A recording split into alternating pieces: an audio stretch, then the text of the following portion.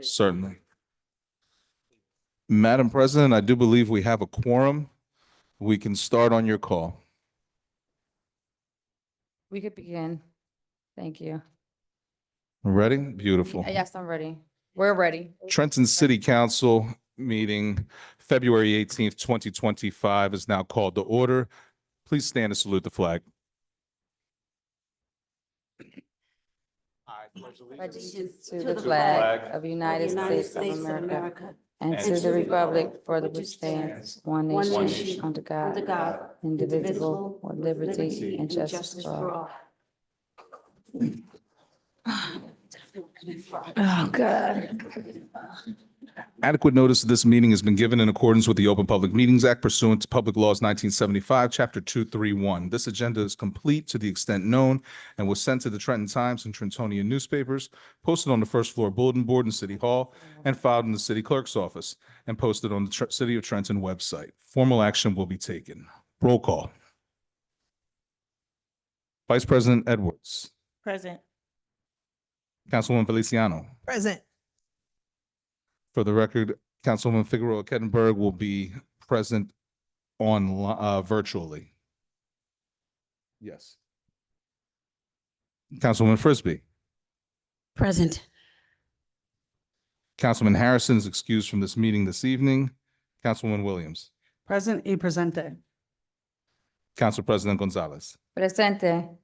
Myself, Brandon Garcia, Municipal Clerk, present. And for Mr. Edward Kaloji, Legislative Counsel. And Mr. Bridges, City Attorney, is en route. And Madam President, if you'd like, I can read the invocation at this time. Yes, please. Almighty God, who holds the fate of man and nation, we most humbly beseech thee to bless this, our city, these deliberations, and these thy servants, that they may act with wisdom and understanding for the good of our community and thy greater glory. Amen. Amen. And Madam President, it's my understanding at this time, in lieu of presentations, we have some individuals who have recently applied to some of our boards and commissions. And it's my understanding that you'd like to hear from them at this time? Yes, please. Certainly. We can start with regarding Resolution 25074 for Trenton Parking Authority, Ms. Marge Caldwell Wilson. Yes.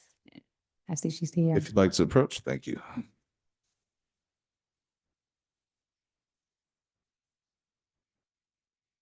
Good evening. How are you? Can you hear me now? Yes, we can. Good evening. Good evening. So, Ms. Caldwell, we wanted to just invite you up if you wanted to say a few words on why you wanted to apply for the Parking Authority Board. When I served on City Council for 8 years or more, I served as the liaison to Trenton Parking Authority. And the feedback I've been getting is that they've been having a lot of issues with some of the board members. And I actually enjoyed working with them and dealing with them in their economic state right now. So I would like to go back on the Parking Authority and try and work with them and encourage them to deal with the garage that is closed and get more involved with the community. Thank you so much. Are there any council members who wish to Madam who have any President? questions? Yes, I'm going to go Councilwoman Williams first and then Councilwoman Feliciano. Thank you, ma'am. Thank you. I'm sorry, Ms. Cardinal Wilson. I'm very happy to see you step up to do this because we need good people, people who know our city, know a lot of things that are happening, and also the opportunities and some of the issues that can be corrected.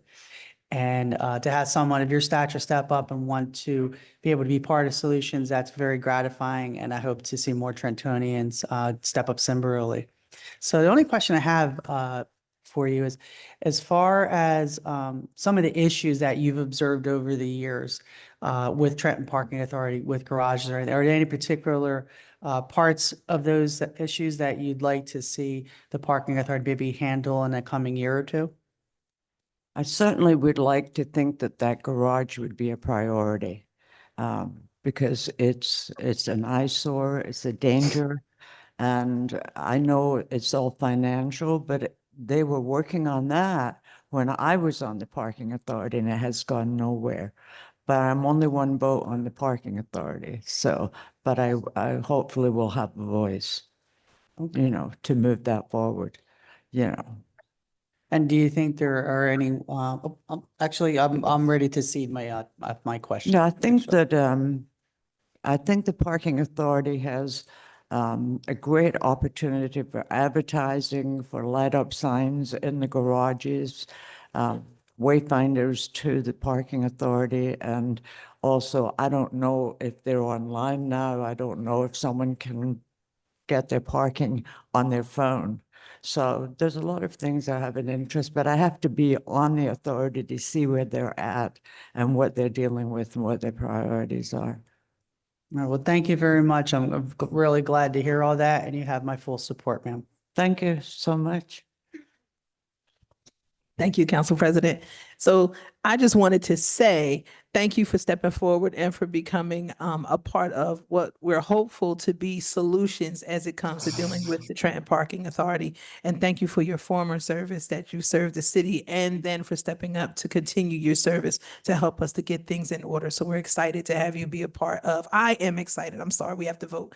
I am excited and hopeful that this will go through. You have my full support as well. Thank you. And if I can just say something, is the one thing that I always had a problem with was the parking authority did not come to council and give reports on occasions.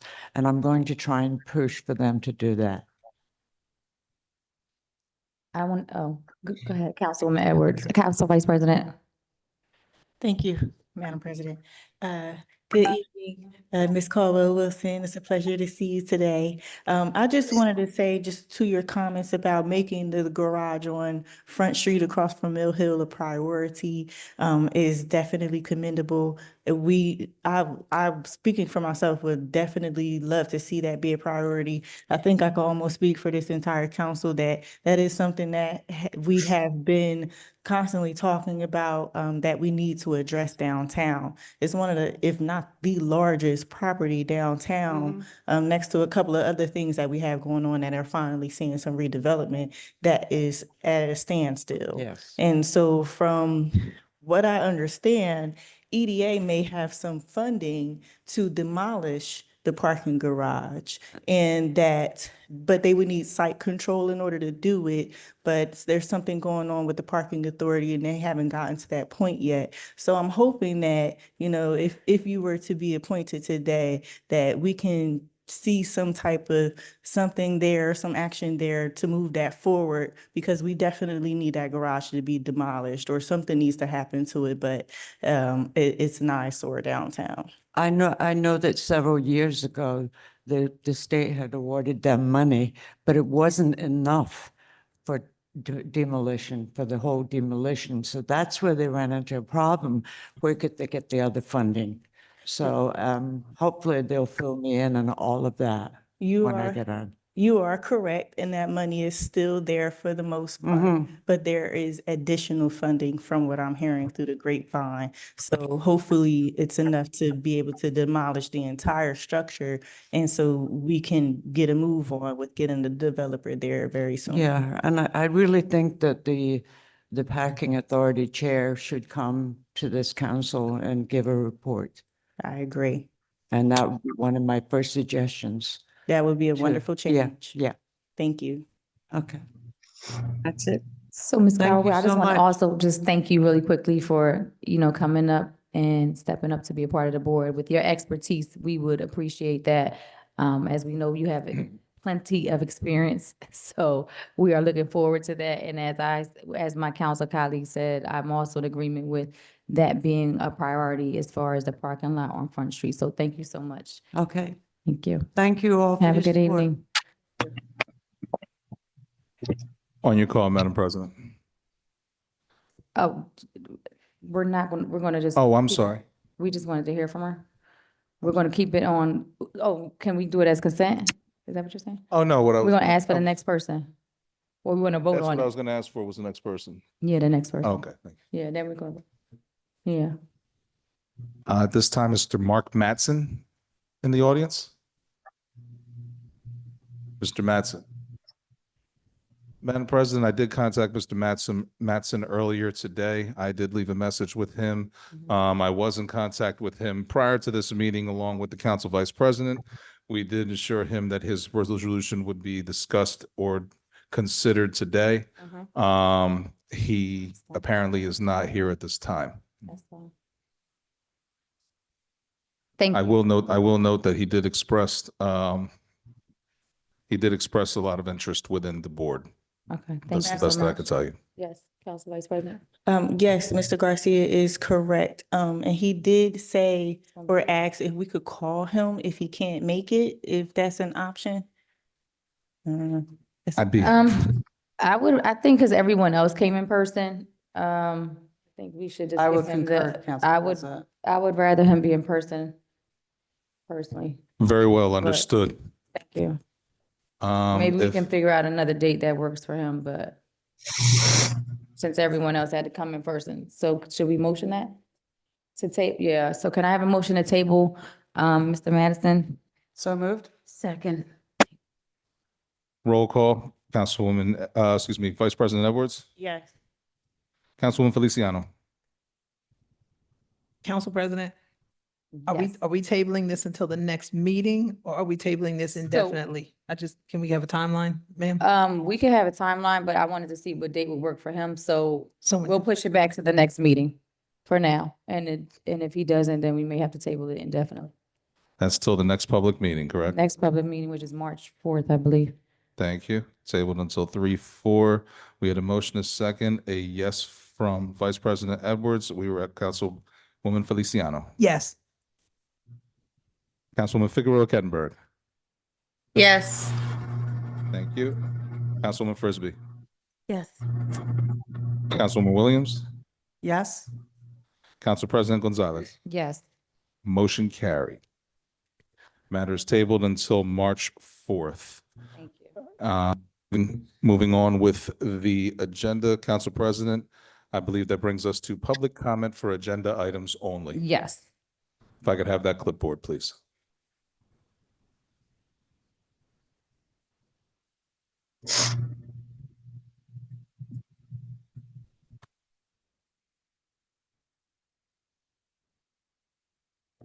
And Madam President, for agenda items, I'm getting an echo. I'm sorry. Somebody can take off their audio.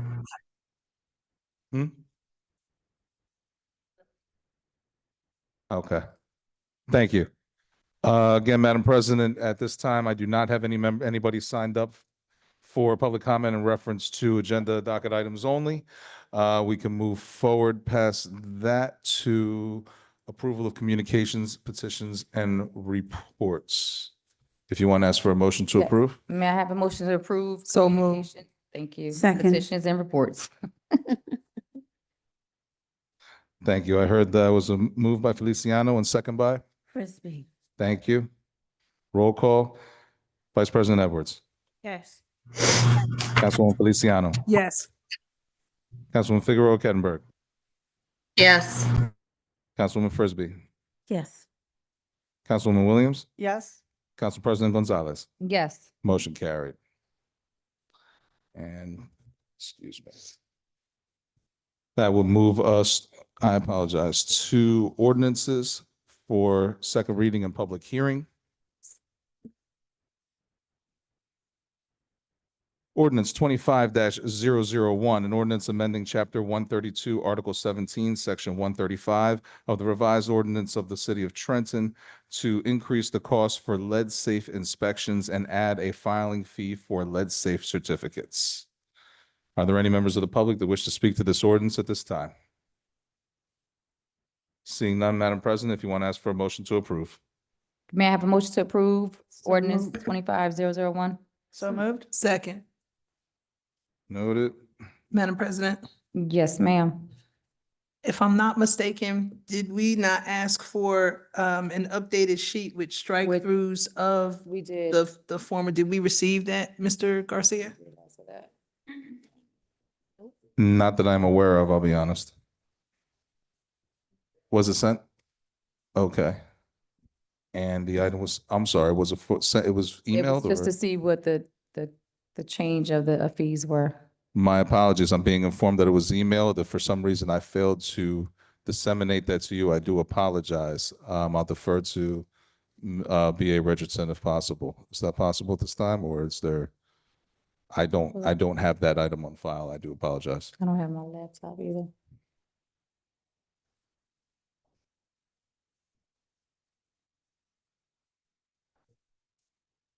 March. Madam President, Yes, Councilwoman Feliciano, Director Liston coming up. I was gonna say, yes, so basically, the ordinance calls for a $50 difference in each, Just wanted to see. in what each the- item? Yes, Okay. and there were documents forwarded for everything that was requested. Let me explain this ordinance. So this is kind of a weird ordinance situation. We're required, and the state requires this lead inspection of rental apartments. The market can do this cheaper than we can. So our expenses to cover our costs are higher than the market. What we're doing here is we're trying to cover the city's costs to do these, along with filing fees are required to do with the state. What will happen is by raising our fees, it will probably force many of the landlords to go to the private market to do this. Since we're not making money on it, them going to the private market would probably reduce our workload and reduce their costs for renters. So that's the major reason that we need to cover our costs, but also it has the effect of pushing it into the market, which I think is since it's substantially increased our workload with lead inspections with renters, I just think it makes it a smart move for us to reduce our workload and still cover our costs of what we need to do if Thank they you. come to us. Madam President? So what I was gonna suggest, if it pleases the body, is that since it was already emailed to the clerk with the adjustments, that we have the clerk read into the record what the amounts are to state the increased amounts with the extra $50 per item, and then we can vote on that tonight, if that's okay? Yeah, that's fine. Mr. Clerk, do you have, Mr. Garcia, do you have your laptop available with the information? What I do seem to have here is a email, I believe, from the HED department showing the fees in Mercer County, Trenton, and Lawrence. Is that what we were referring to? Right. Okay, I've just sent that to council. And then as far as Because the I think amended, that it came up in the doc review as far as what the Right. surrounding areas were charging also. That's what it Right. was. one moment, I can go ahead and read this now. I have it. In section 1A, fees associated with lead paint inspection by municipal inspector shall be as follows. Under type of property, 1-bedroom unit from 300 to 350. 2-bedroom unit, 350 to 400. 3-bedroom unit, 400 to 450. 4-bedroom unit, 450 to 500. 5 or more bedroom unit, $500 to from $500 to $600, and reinspection flat fee $300. I see an additional filing fee of $50 shall be assessed for each lead safe certification submitted, plus a $20 fee required in accordance with NJSA 52:27D 437.6 and NJAC 5:28A-2.2 to be deposited into Lead Hazard Control Assistance Act Fund under administration of New Jersey State Department of Community Affairs. Shall I continue? No, I think that's fine. You did the fees. Okay. Thank you so much. Madam President. Yes, Council Vice President. Thank you. Mr. Liston, Director Liston, how often are these lead inspections required to happen? Every 3 years. 3 years. Or in between tenants, correct? Right. or in between tenants.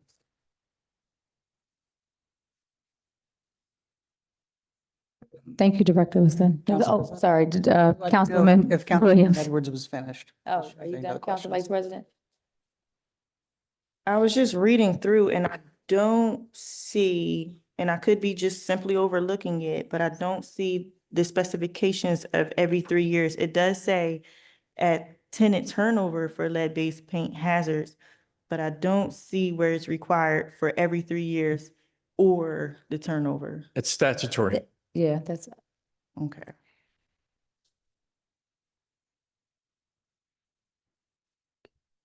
Is it too much to ask for that to be included in a language in the event that people don't look up the NJSA to see those specifications? We could amend the ordinance on second reading. It's not substantial, and it can be added in there if that's okay with Ms. Kaloji and non-material, yeah. so we can add that to the second reading ordinance, Okay, second reading. Are okay. you okay with Yeah. that, Council Vice President? Yeah, that's fine. My concern is just, not everyone is savvy with looking up state statutes. So I just wanted to be in layman's terms right here when you first Okay. see it. Thank We'll you. cover that. Yep. We're good. Council President. 1 second, just a second, I want Council Williams. Are you No, done? I just wanted Council Vice President to read in the change she that she's wants. asking Oh. for, Yes. so that Mr. Garcia can note it accordingly before we jump down. All right, If that's so- okay. Okay, certainly. So in the first paragraph, the first whereas, where it says pursuant to PL 2021 C 182 NJSA 52:27D-437.16 et sec. All municipalities in the state of New Jersey are required to inspect every single-family, two-family, and multi-rental dwelling located within the municipality every 3 years or at tenant turnover for lead-based paint hazards. Thank you. Thank you. Thank you, Councilwoman Okay. Feliciano.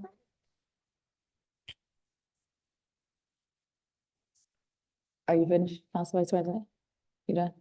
Councilwoman Williams? Thank you, Council President.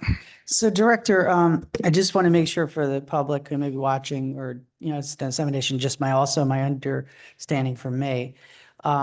So what you said earlier was because of the way the cost factors are in actually conducting inspections, we want to push more inspections onto the private industry in order to get more inspections done. Is that correct? Well, not more, it would be cheaper for the landlord to do it that way, which also would reduce or not cause increases in rent to our tenants, which were one of the things we're really kind of focused on with rent stabilization.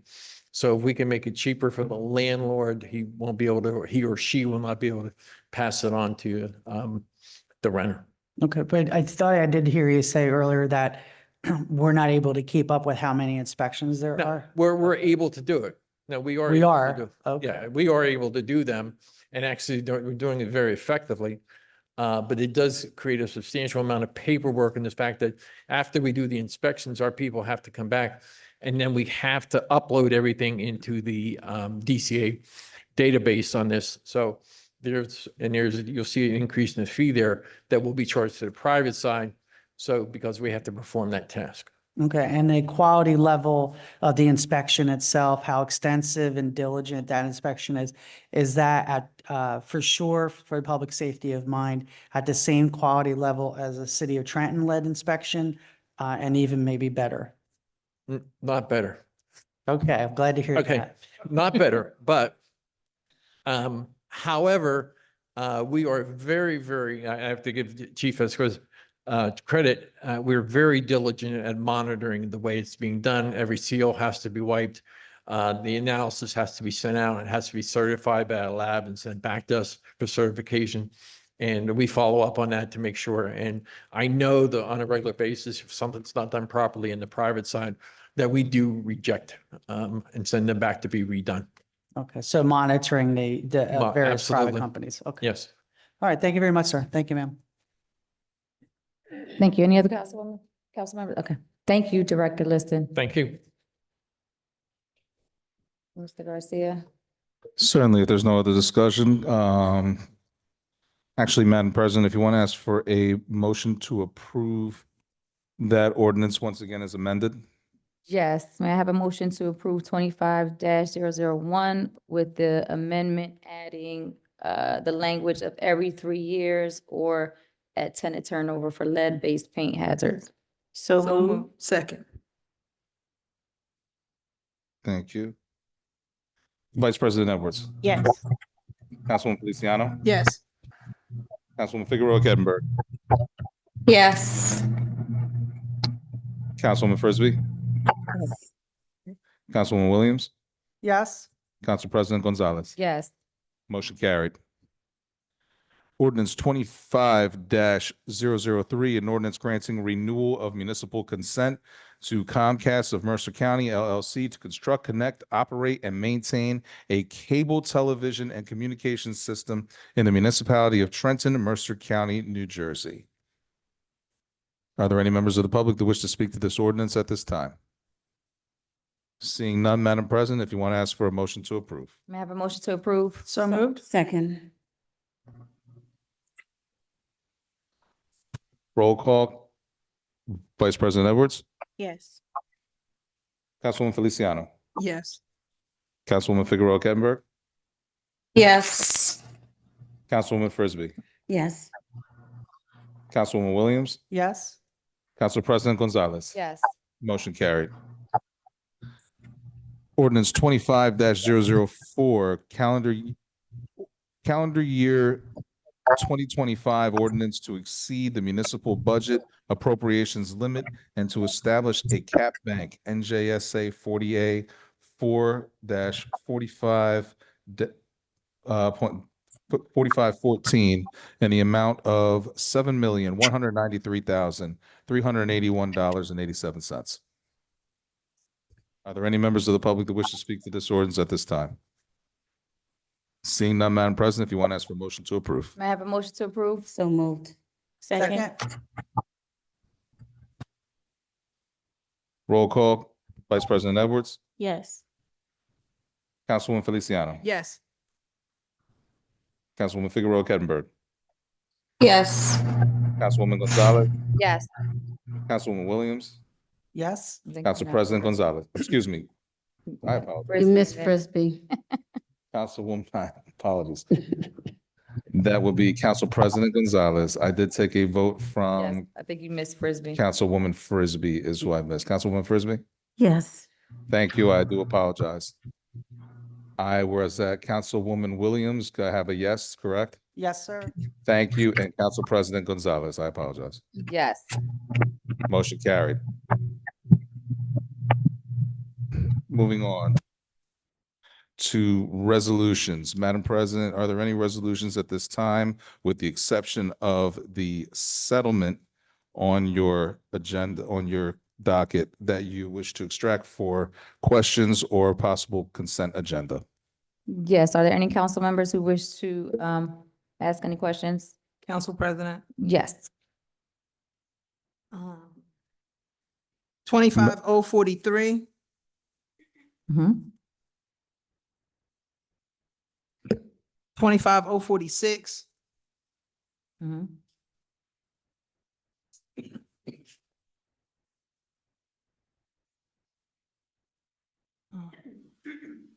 One second, I'm sorry. 25053.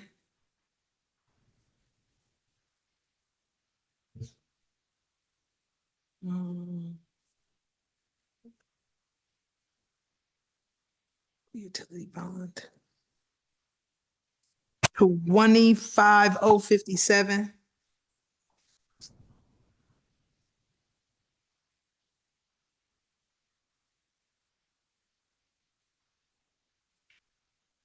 I have stuff with questions, but I had some questions that were answered. I don't want to re-ask what I don't need to ask.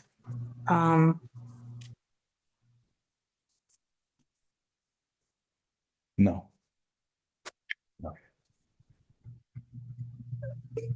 25071. And that's it for me. Thank you. Thank you. Anyone else? Council President. Yeah. Council President, Yeah, yes. Councilwoman Figueroa Kettenberg. thank you. 25046, 048, 052, 069, 071. 058, Thank 062, you. and 071, she said? No, not 05, 048, 046, 048, 052, 48. Okay. 069, and 071. Oh, so. Thank you. Thank you. Councilwoman Williams.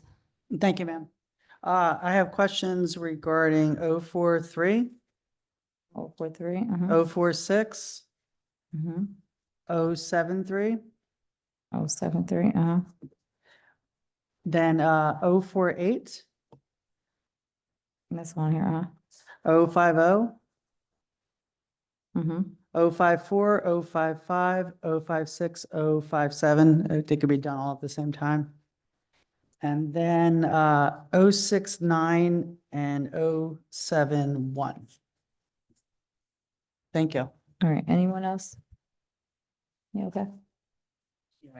Okay, I think they've already been called. Council President, Yes, ma'am. I'm sorry. I also did want to ask 25069 as well. I'm sorry. 69. Yep, it's already on there. All right, Mr. Garcia, we can go in order. It looks like most of them. Certainly, it appears, first resolution for questions will be 043. 043.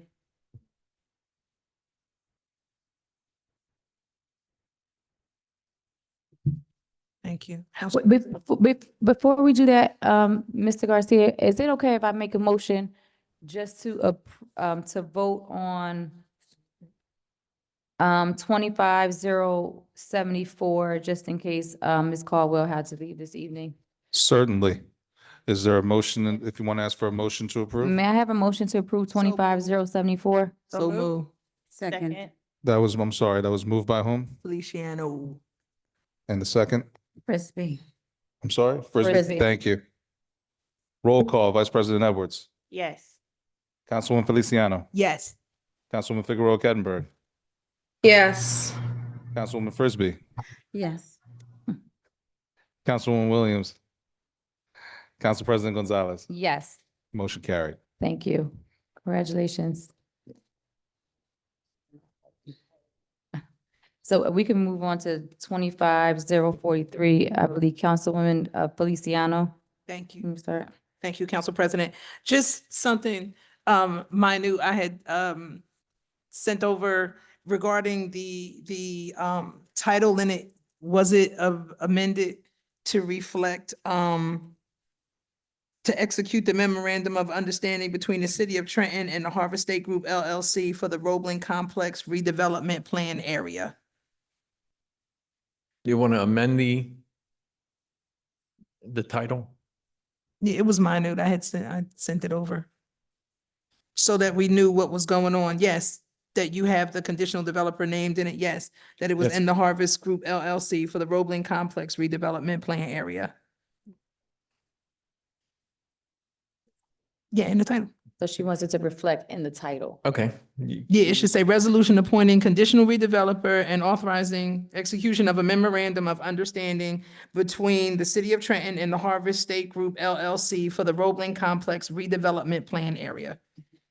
Council President, if I may, if Yes. it's acceptable to the body, maybe we can read that amendment into the record now and have it amended as such for voting upon tonight. Right. That's fine. I thought that's what I was doing. Yeah. Thought that's what I did. That's why I read it again. Thank you.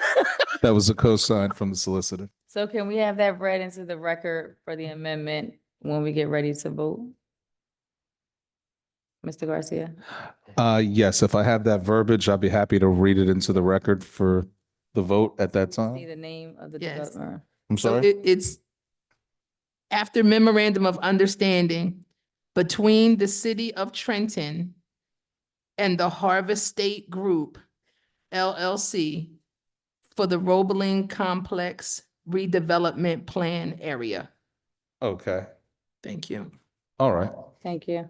That was all I had on it. That's all you Thank had. you. And, Councilwoman Williams. Oh, Thank you, ma'am. mhm. So I have a couple questions, because a few folks have brought some things to my attention that they're concerned about.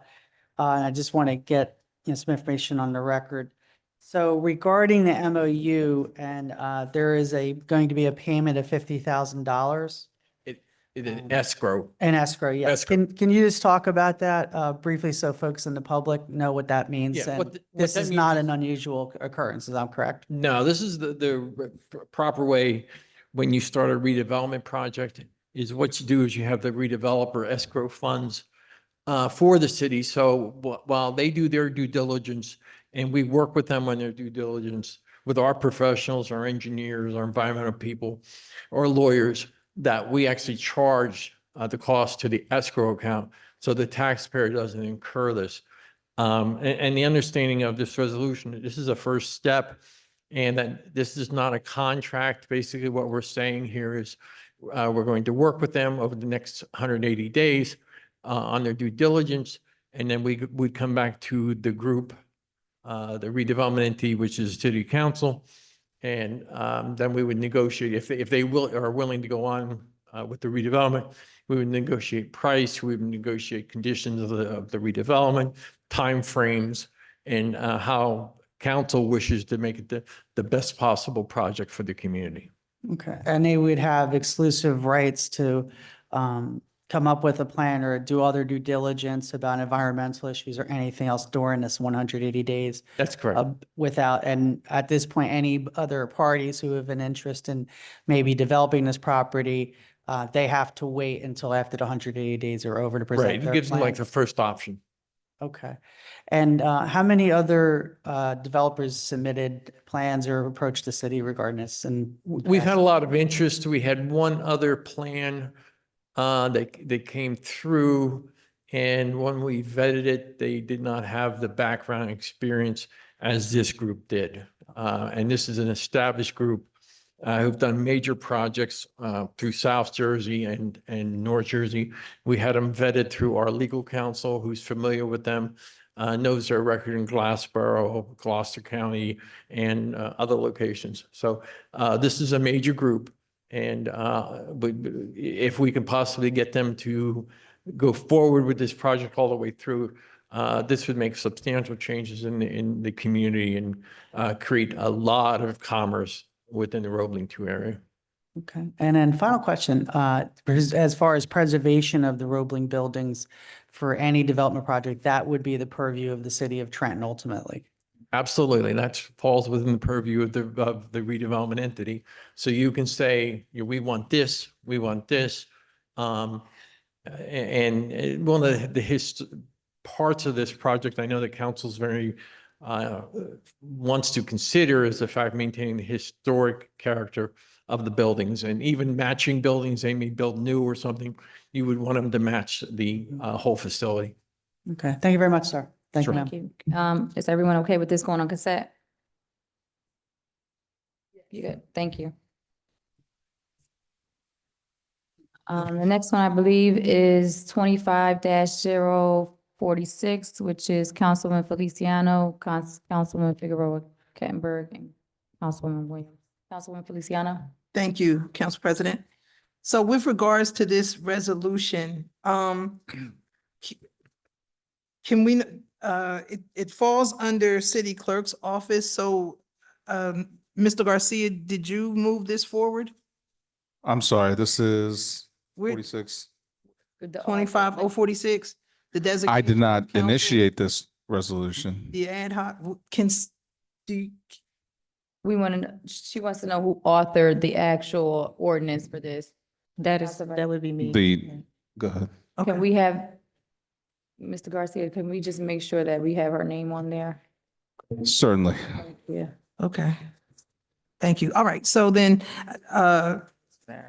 Councilwoman Edwards. So in reading the resolution about appointing to ad hoc committees, you have on here to the Housing Economic Development, and then you have the Animal Welfare Ad Hoc Committee. I don't know if I don't know if we need to spell them. I understand where you're coming from, I guess, then, because right now we have the two, but we're not limited to just these two.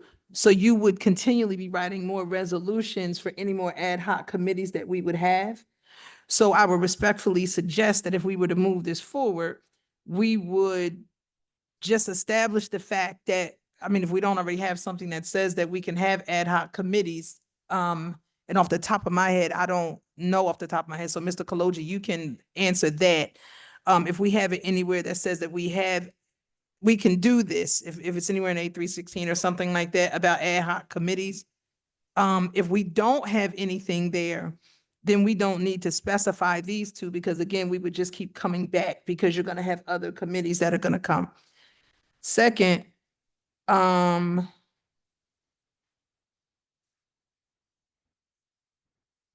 the bottom part where it says that each committee shall be headed by a chairperson selected by members of the committee. They'll schedule meetings, set agendas, facilitate discussions, prepare reports every 90 days to the full council or more frequently as deemed necessary. Specifically for housing and economic development and the animal welfare boards, I don't think 90 days is sufficient. Considering everything that's been going on, I mean, we just met with the HED subcommittee, and notes still have to be distributed even about that, because these will be things that we will have to take into consideration and that we will have to vote on. So I think that with that, minutes should be given after each meeting that these committees would have, because 90 days is just far too long, especially given the concerns with the housing, with the HED and the movement of everything that's going on, and the Animal Welfare Committee. Lastly, with the part, the second to last, it is further resolved. It says that the following members of the council be appointed, by the council president. I don't know if names of council people were supposed to be submitted in those parts. But again, I don't think that we need to list the housing and economic development and animal welfare. I think it just should be overall that we can establish ad hoc committees.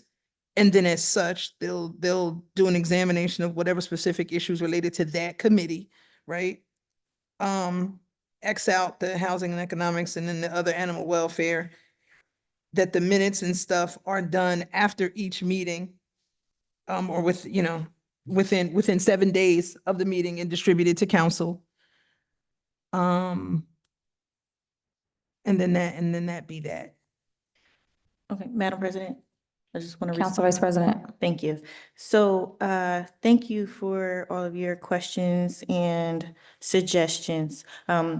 I just wanted to point out a couple of things, the obvious, that this is a resolution rather than an ordinance, because, according to Mr. Kaloji, and according to the Faulkner Act, we could not establish an ordinance with subcommittees with the language because of that. So this is by way of resolution, just to establish that we will have or do have ad hoc committees and to define what they are and our roles and responsibilities. Right now, we have Housing and Economic Development ad hoc committee that you and myself and Councilwoman Williams are on. The resolutions are typically a year. They're not permanently, I'm just saying in public reference. So they're a year, so they're not permanent. With that being said, I wasn't sure whether we should include the names, and then also the animal welfare one does not exist currently. It was just that public concern, and that there's so much around that. To your point, what you said earlier, is a lot going on. So I felt like just throwing that out there to see if council would be interested in forming one, so that we can assist the administration with any type of things that we need to assist on. So I do agree with, it does need to be every 30 days instead of 90. And I do agree that, a report should be due or submitted to the rest of council every, within 7 business days after the meeting, so that we are all on one accord. And we did have a meeting last week, and that we do have to provide notes for. So we can amend that on the dais now to reduce the 90 days down to 30 days and then include the language to report within 7 business days. And you said there was something else on the last page. Should names be added to the, that's, I mean, if the entire council agrees that names be included, I don't mind that at all. Council President? Councilwoman Feliciano. Thank you. So to this, you actually have it, it says here, the following members of council be hereby are appointed by the council president to the committee. So names would have to be there. Yes. Secondly, you named this animal welfare ad hoc committee that doesn't exist. I don't even think that should be on there. I mean, the mayor just put something out about having his animal advisory board. So I think the advisory board needs to be the advisory board. And if we have a liaison to that, then that's fine. I think that's going to take care of itself. And again, I just think that this should just be a resolution, whether it's, you know, a year or not, that just covers ad hoc committees, period.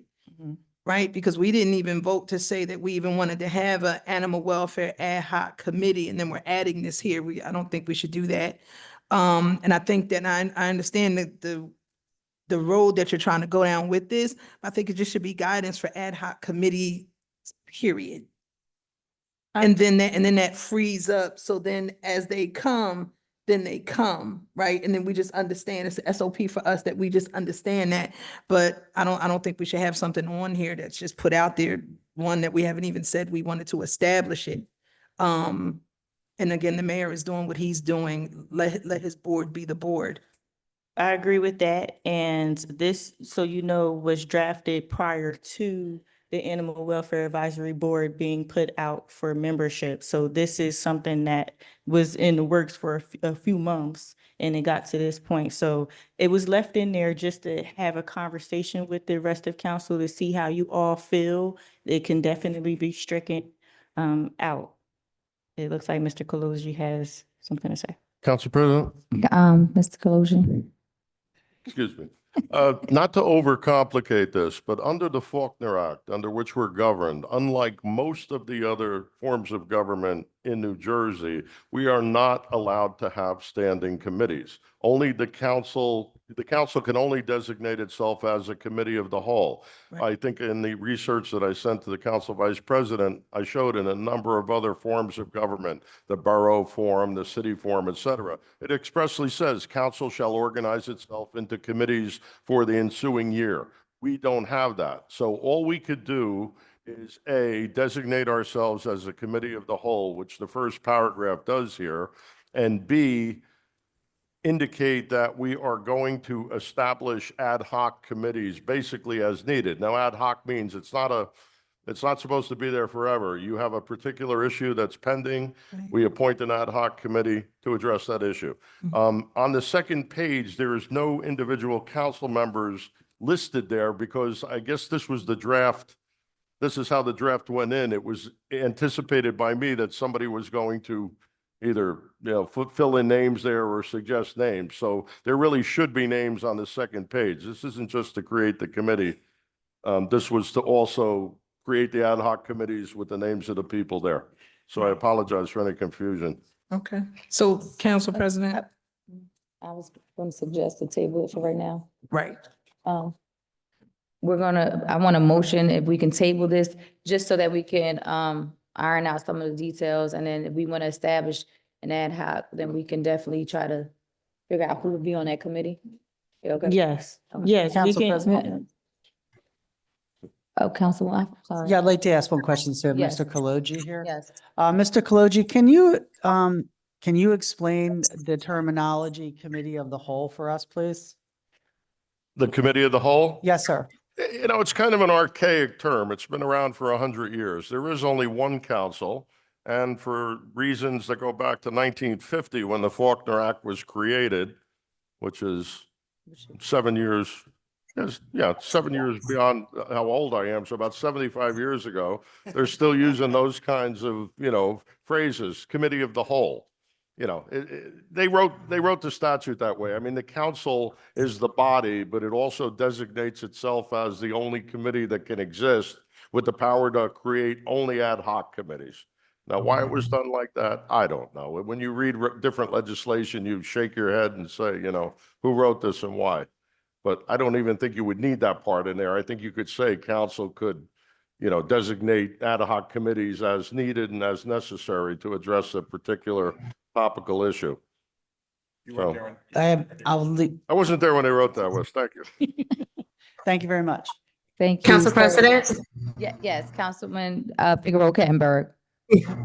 Yeah, I know we're moving to possibly table this, but I mean, I did have questions on this. So,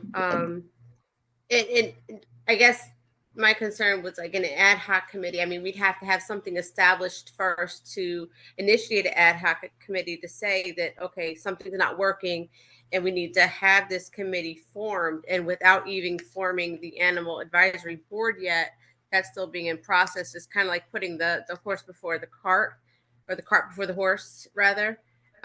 So, I mean, that was pretty much my question in this, and why we're doing that. I know there are issues with the animal shelter and animal issues in the city, but I think that we should definitely let the advisory board that the mayor is working on get formulated first. I know he's doing interviews, because I mean, even with that, there's questions about what the criteria for that committee looks like, what the expectations coming out of that, and then, you know, see what they might propose once they've come together.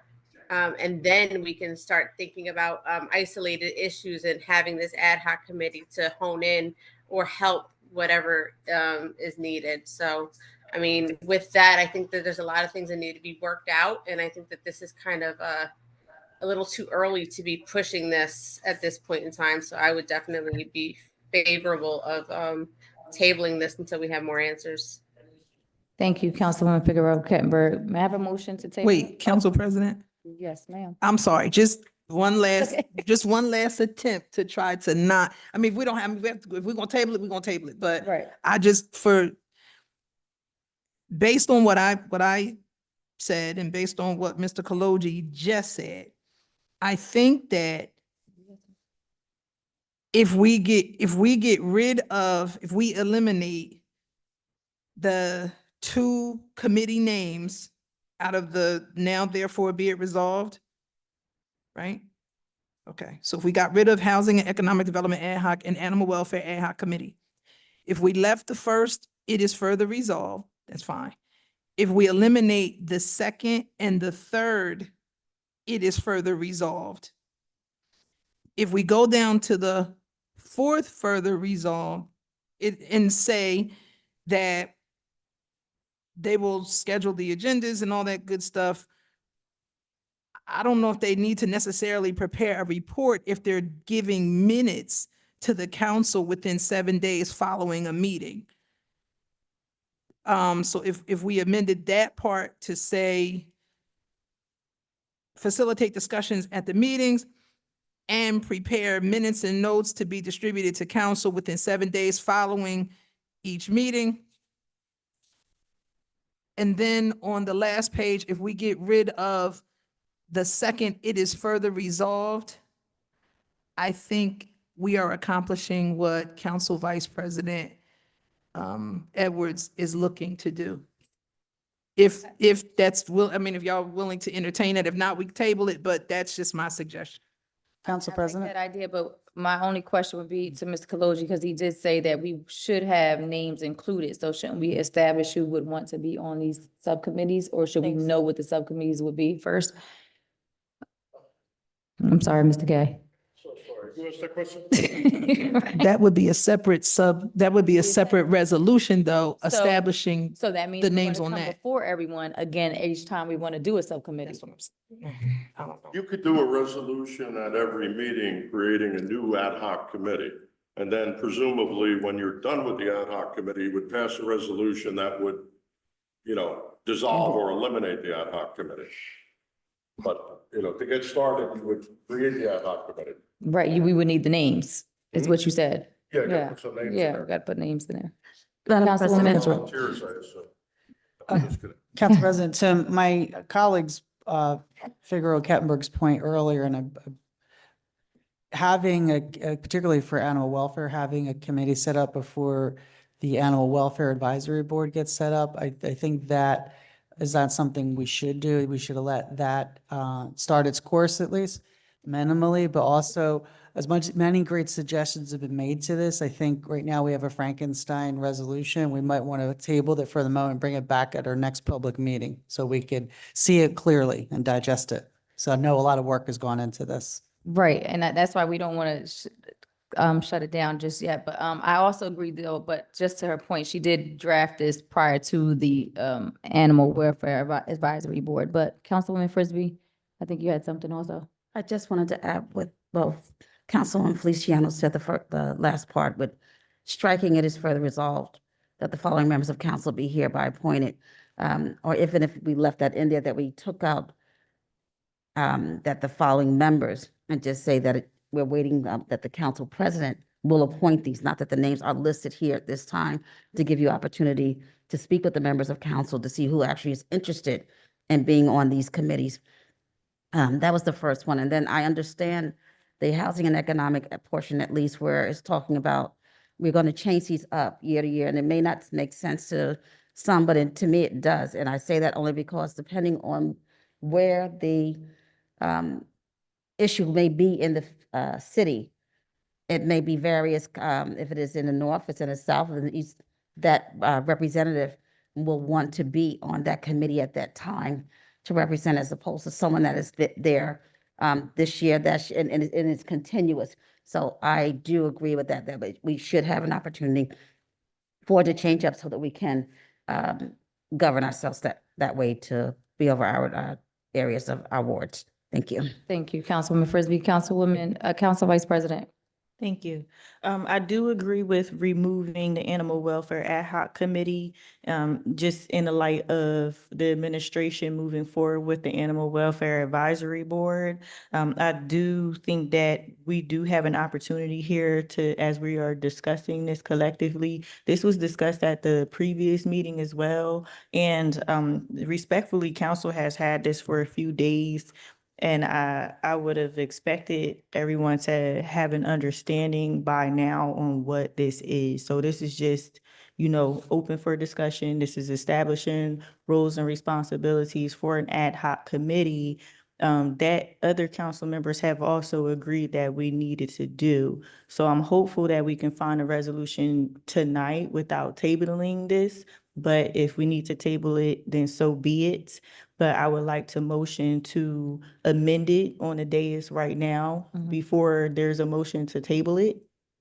So I want to motion to amend the fourth. It is further resolved that each committee shall be headed by a chairperson selected by the members of the committee, who shall schedule meetings, set agendas, facilitate discussions and meetings, and prepare reports every 30 days to the full council.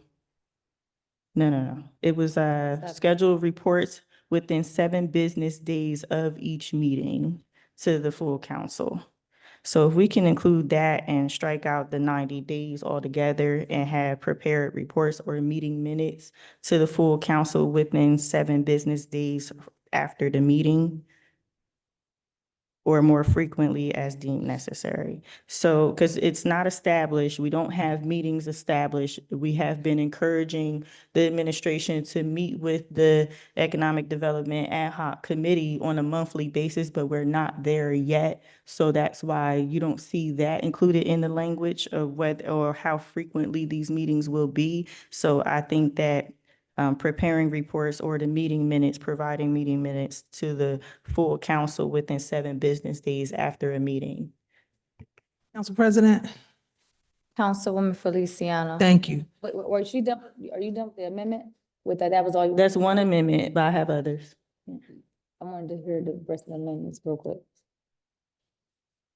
I just wanted to get through that section before we move on to Council Vice President another. finish her amendments real quick, and then. So amending it in that last sentence, after who shall schedule meetings, set agendas, facilitate discussions and meetings, and prepare written reports Mhm, within 7 days after a meeting mhm. to the full council. Okay, So that's it? that's my motion. Oh, okay, to- but that's the only amendment. You didn't make a motion, you just said. Yeah, we can go through others. Well, removing animal welfare ad hoc committee from all sections. Okay, Council President, yes. I'm sorry, can I just say something real quick, Council Vice President? So my and I'm sorry to belabor this. My understanding of this, the way I'm looking at this is that first, we're looking to establish the fact that the council can have ad hoc committees. That is step one. Step one. Yes, we did have this for a couple of days. I sent a request asking, where did this even come from? I had questions, so I didn't even know who to ask because I didn't find out till tonight until you had prepared this. Secondly, once we establish the fact that there are ad hoc committees, which this could do, then there could be the next one to say, appointed to the Housing and Economic Development Ad Hoc Committee, which will do the housing policies, economic development, blah, blah, blah, blah, blah. It'll be council persons, dot, dot, dot, dot, dot. That's how I was looking at it. So that's why I kept taking it to say that this would be the thing that would establish that council would have the ad hoc committees, period. And then when you establish who would be sitting on those now we could bring it back and say, okay, now we have the Housing Economic Ad Hoc Committee, and these are the council people on it. And then we have the animal or whoever, and then we have whatever else comes forward, and then we establish it that way. So this would be the framework to say we're having it, and every ad hoc committee would have to submit these reports or minutes within 7 days, and it would be a body in and of itself and all that good stuff like that. And then we take it to the next level. That's why I was looking at it that way. So it's not to diminish what you're bringing forward or to take away from it. It's just to refine it to say, yes, we're establishing this period. And then we could put in as we go who the people are. I mean, I don't mind doing that. I was gonna say, so that way. to that point, that pretty much everything would stay the same, except for we would remove this last, no, not this last one, the second to last one where we have the names of the members, because we don't have that. So can we just remove that? And then with the amendments that were made as far as the fourth further resolve with the 7 days, reporting within 7 days to the full council. And then you would also take out And then it is further resolved that housing and economic development, and it is further resolved that the animal all of welfare, these would be restricted. that would be taken Yes. out. And then you would take out the names of the two under the first resolve, because again, this is Yes. just the shell setting up, saying we're gonna have ad hoc committees. We're And then not you'll being come back with specific. another one that says, now, here is the people on the HED, and then break it on down and then put your format and everything, and then we go. Yeah, we can do it that way. Council President, Councilwoman Williams. thank you. I didn't bring this up earlier because I thought I probably would be tabling or be bringing this back. But also in the last paragraph where it says, it is further resolved that the following members of council be and hereby are appointed by the council president. That's what we said, we're gonna remove that. Pardon me? We're gonna remove that. The entire paragraph. Yes. Okay, I just wanted to verify that. Thank you. That I've way, heard two like she different said, things. it would be just establishing that we're gonna have an ad hoc committee or committees. And then when we establish them, after discussion has been made, we decide who's gonna be on what. We will come Yes. forth with a different resolution stating, Yes. these are the members of Okay. HED, whatever other committees we decide to Thank you, establish. because it's one thing for us to sit up here with a copy of the motion, but for members of the public who don't have that, we do have understanding of this resolution for sure. Right. I don't, Excuse me. Council President, So- again, I don't want to squash it. No, If we could get there, I just needed you to understand where I was coming from with this. Let's do the shell. And then when you come back with the other ones, then cool.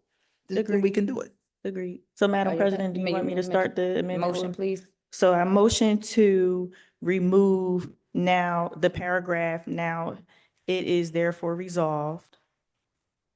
I motion, yes, that's a part of that whole thing. So that whole entire section that includes the ad hoc committee stating specifically what they are, and as well as the amendment that I had said before to prepare reports within 7 business days after a meeting.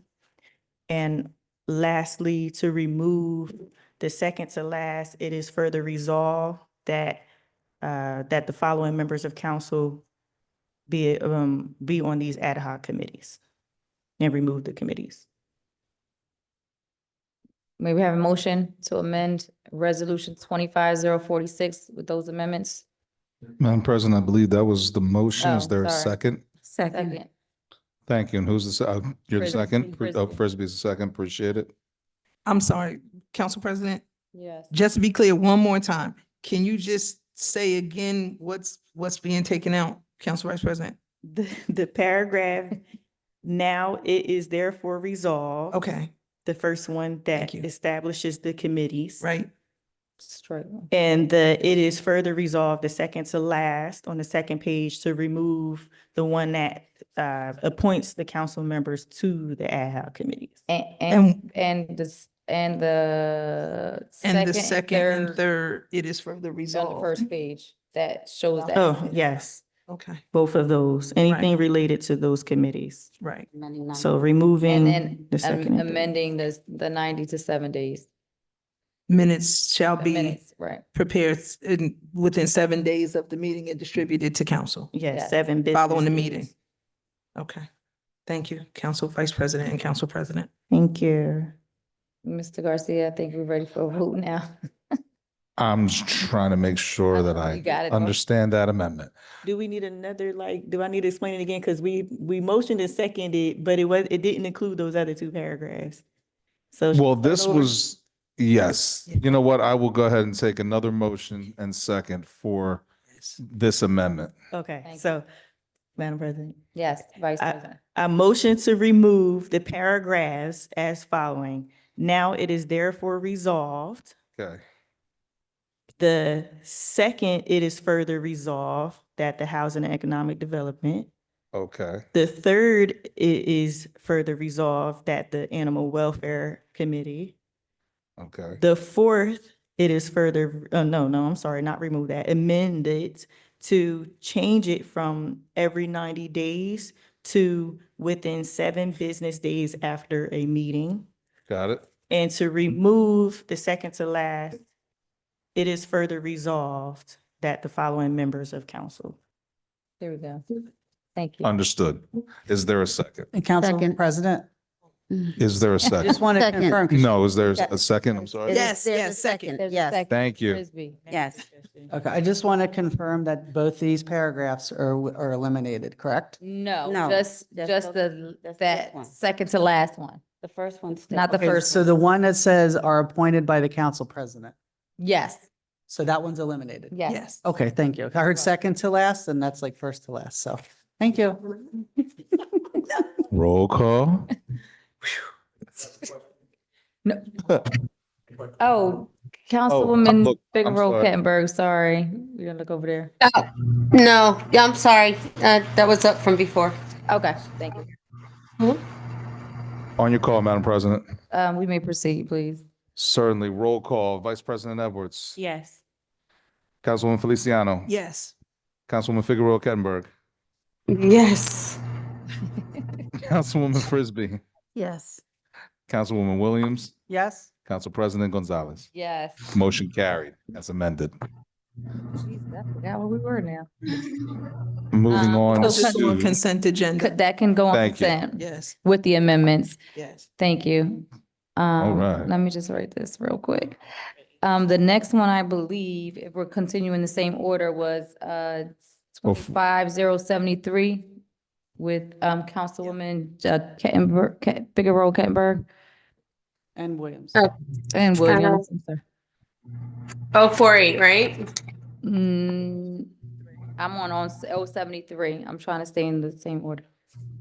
Oh, 073 was not one of mine. Was that you, Miss Councilwoman Williams? Yes, Sorry. ma'am. So I just had a few questions on this one. It has, it's a resolution support for the Immigration Trust Act. I just had some questions for sponsor, Councilwoman Feliciano, Mhm. as well as Police Director Wilson, if should he be able to come up. Because there is some different information on the internet, some misinformation, potentially some deliberate. And I just wanted to make sure that we're clear as well as the public on the intent of the Immigration Trust Act and what it will do legally. So I guess if it's okay, Councilman Feliciano, Council- I'll ask Mr. Or Director Wilson first. If it is the council president's pleasure. Thank you. So Director Wilson, the Immigration Trust Act is, you probably are aware already, it is something that has been enacted in New Jersey and in California. So I wanted to find out legally, how would the Immigration Trust Act, if we were to support this resolution tonight, not impact or impact your operations for the Trenton Police Department when it comes to the issue of immigration? Steve Wilson, Police Director. I think that the council's support of it won't affect our operations at all. It comes from our New Jersey Attorney General's office, and we are guided accordingly, and we cannot deviate from that. Okay, thank you. I just wanted to verify that for the public because that's my understanding also. Okay, So, thank you. Thank you, Councilwoman Williams. Anyone else? yeah, just last question. I just was curious if my colleague just take a moment to explain why this is needed. I do support it, but I thought it might be good for the public to hear also why this is important, if she would not mind. Councilwoman Feliciano.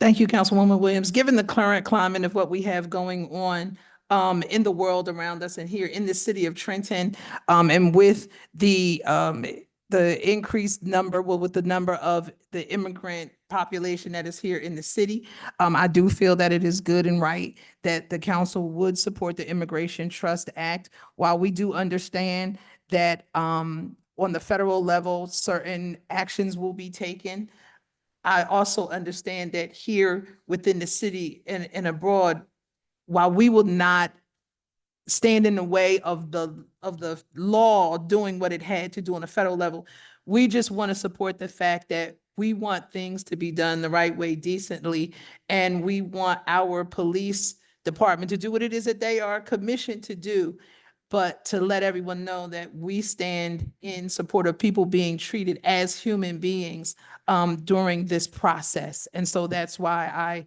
drafted this and then bringing it forward for the council to consider supporting this act. All right, thank you for doing so, ma'am. Thank you. That's all my questions. Council President, Councilwoman Frisbee. would it be too much to ask to have this read aloud so that the public knows what we are actually reading, we are agreeing, being in agreement with? No, I wouldn't mind that. Councilwoman Feliciano, would you like to read it? I can't find mine either. I can't find my, thank you. Thank you. Oh, wait, here it is. Thank you. I have it. Thank you. Okay. Thank you, Councilwoman Frisbee, and thank you, Council President Gonzalez. A resolution expressing support for the Immigration Trust Act S 3672/A4987 and affirming the City of Trenton's commitment to protecting the rights and dignity of immigrants. Whereas the City of Trenton is a diverse and inclusive community valuing the rights and the contributions of all residents regardless of their immigration status.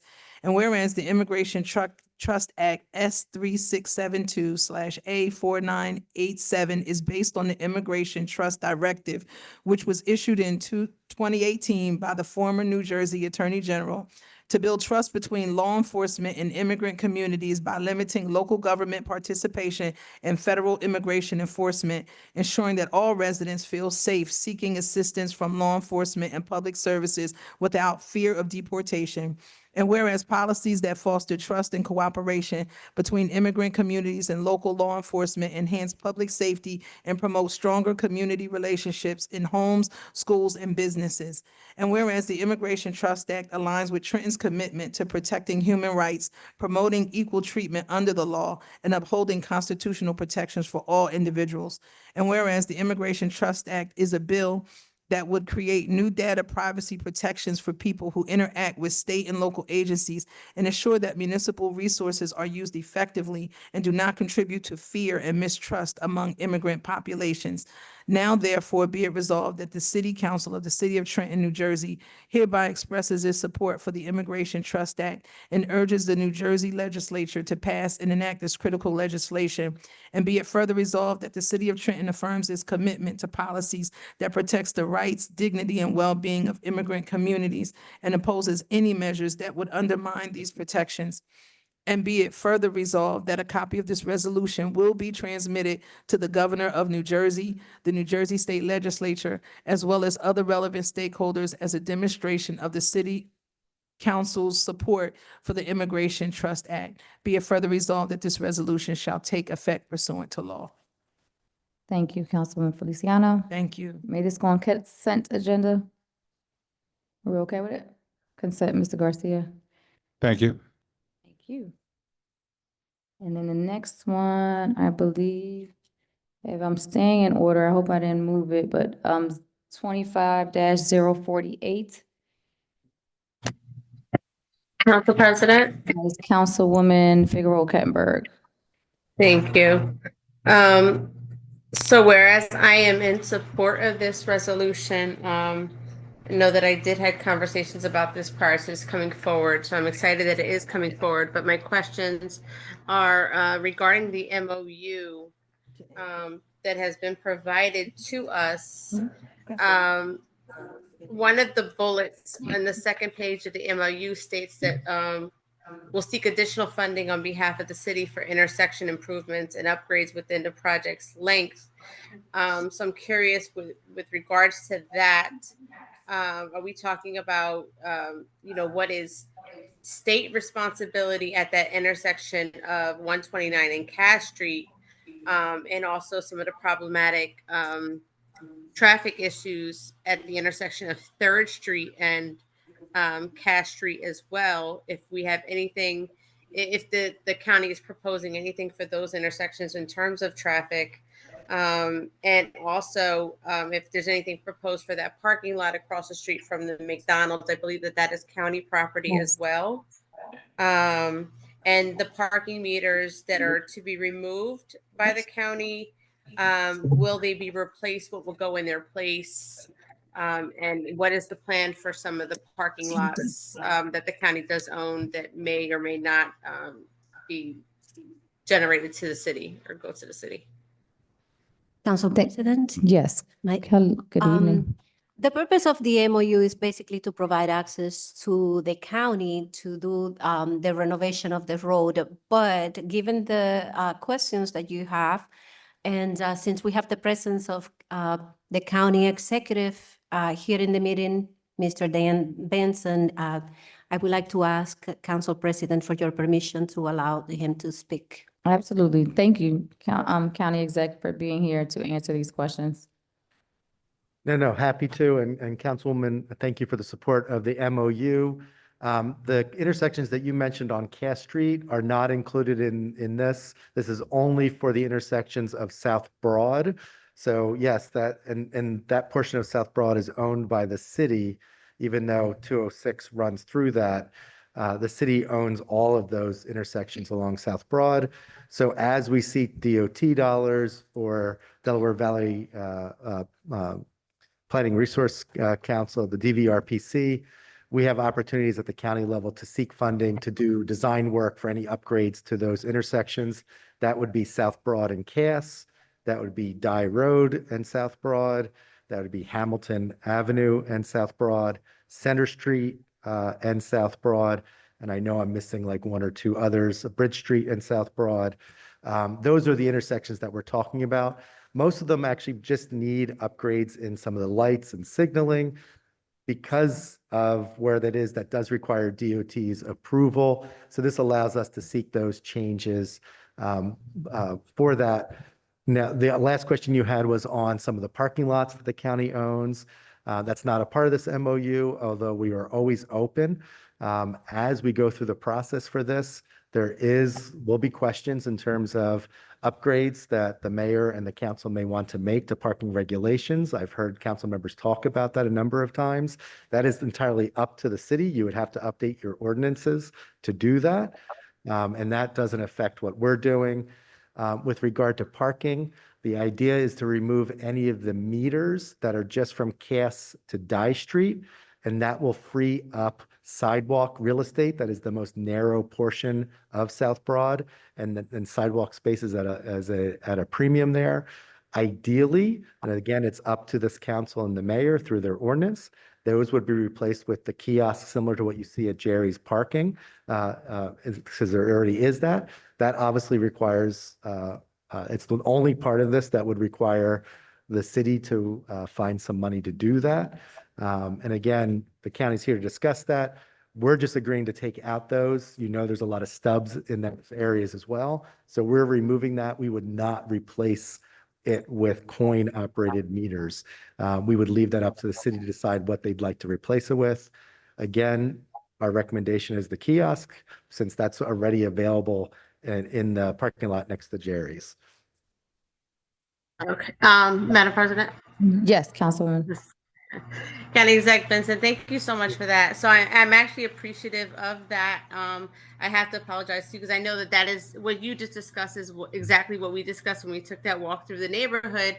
And I, for a second, was taking it as South Broad Street at Cass down to Center Street, because it goes down that way as well. Instead of going just horizontal, it also goes longitude and latitude. So I was coming down, going past the prison and going down to Center Street that way. And that's where I was thinking. Yeah, So, if this goes well, obviously Cass Street is an area that the county is interested in working with the city on, but Broad Street, there's a lot of Broad Street still to do from Cass to the college. So again, the idea here is do Cass the center, use the county's resources to do that. Hopefully that results in something that both the city and the county agree that was a good job, and then we can move on to looking at other intersections and improvements along South Broad all the way down, hopefully to the college. And that was the original vision of the 2017 study that the MCIA had done that we're trying to kind of put into action. Yeah, no, thank you. Thank you again for that clarity. That makes more sense. That is exactly what we discussed. I just, like I said, I took it as coming down Cass Street to Center Street. But yes, thank you again. And thank you for setting this into motion and following through. This is much needed for that area, and the city can use the help. So thank you so much. Yeah, my pleasure. Thank you, Councilwoman. Councilwoman Williams and then Councilwoman Edwards. Council Vice President Edwards. So thank you for joining us, County Executive. I'll resist the urge to ask that the North Ward portion of this be done first, since it's the smallest part. But thank you. As my colleague stated, this is so sorely needed. And I was curious, I know I've spoken to you in the past regarding the South Broad Street portion that's basically a bridge for a walkway that goes over Route 1 and Amtrak rail lines. And it's been in poor shape, and some lights are missing, as I know you know.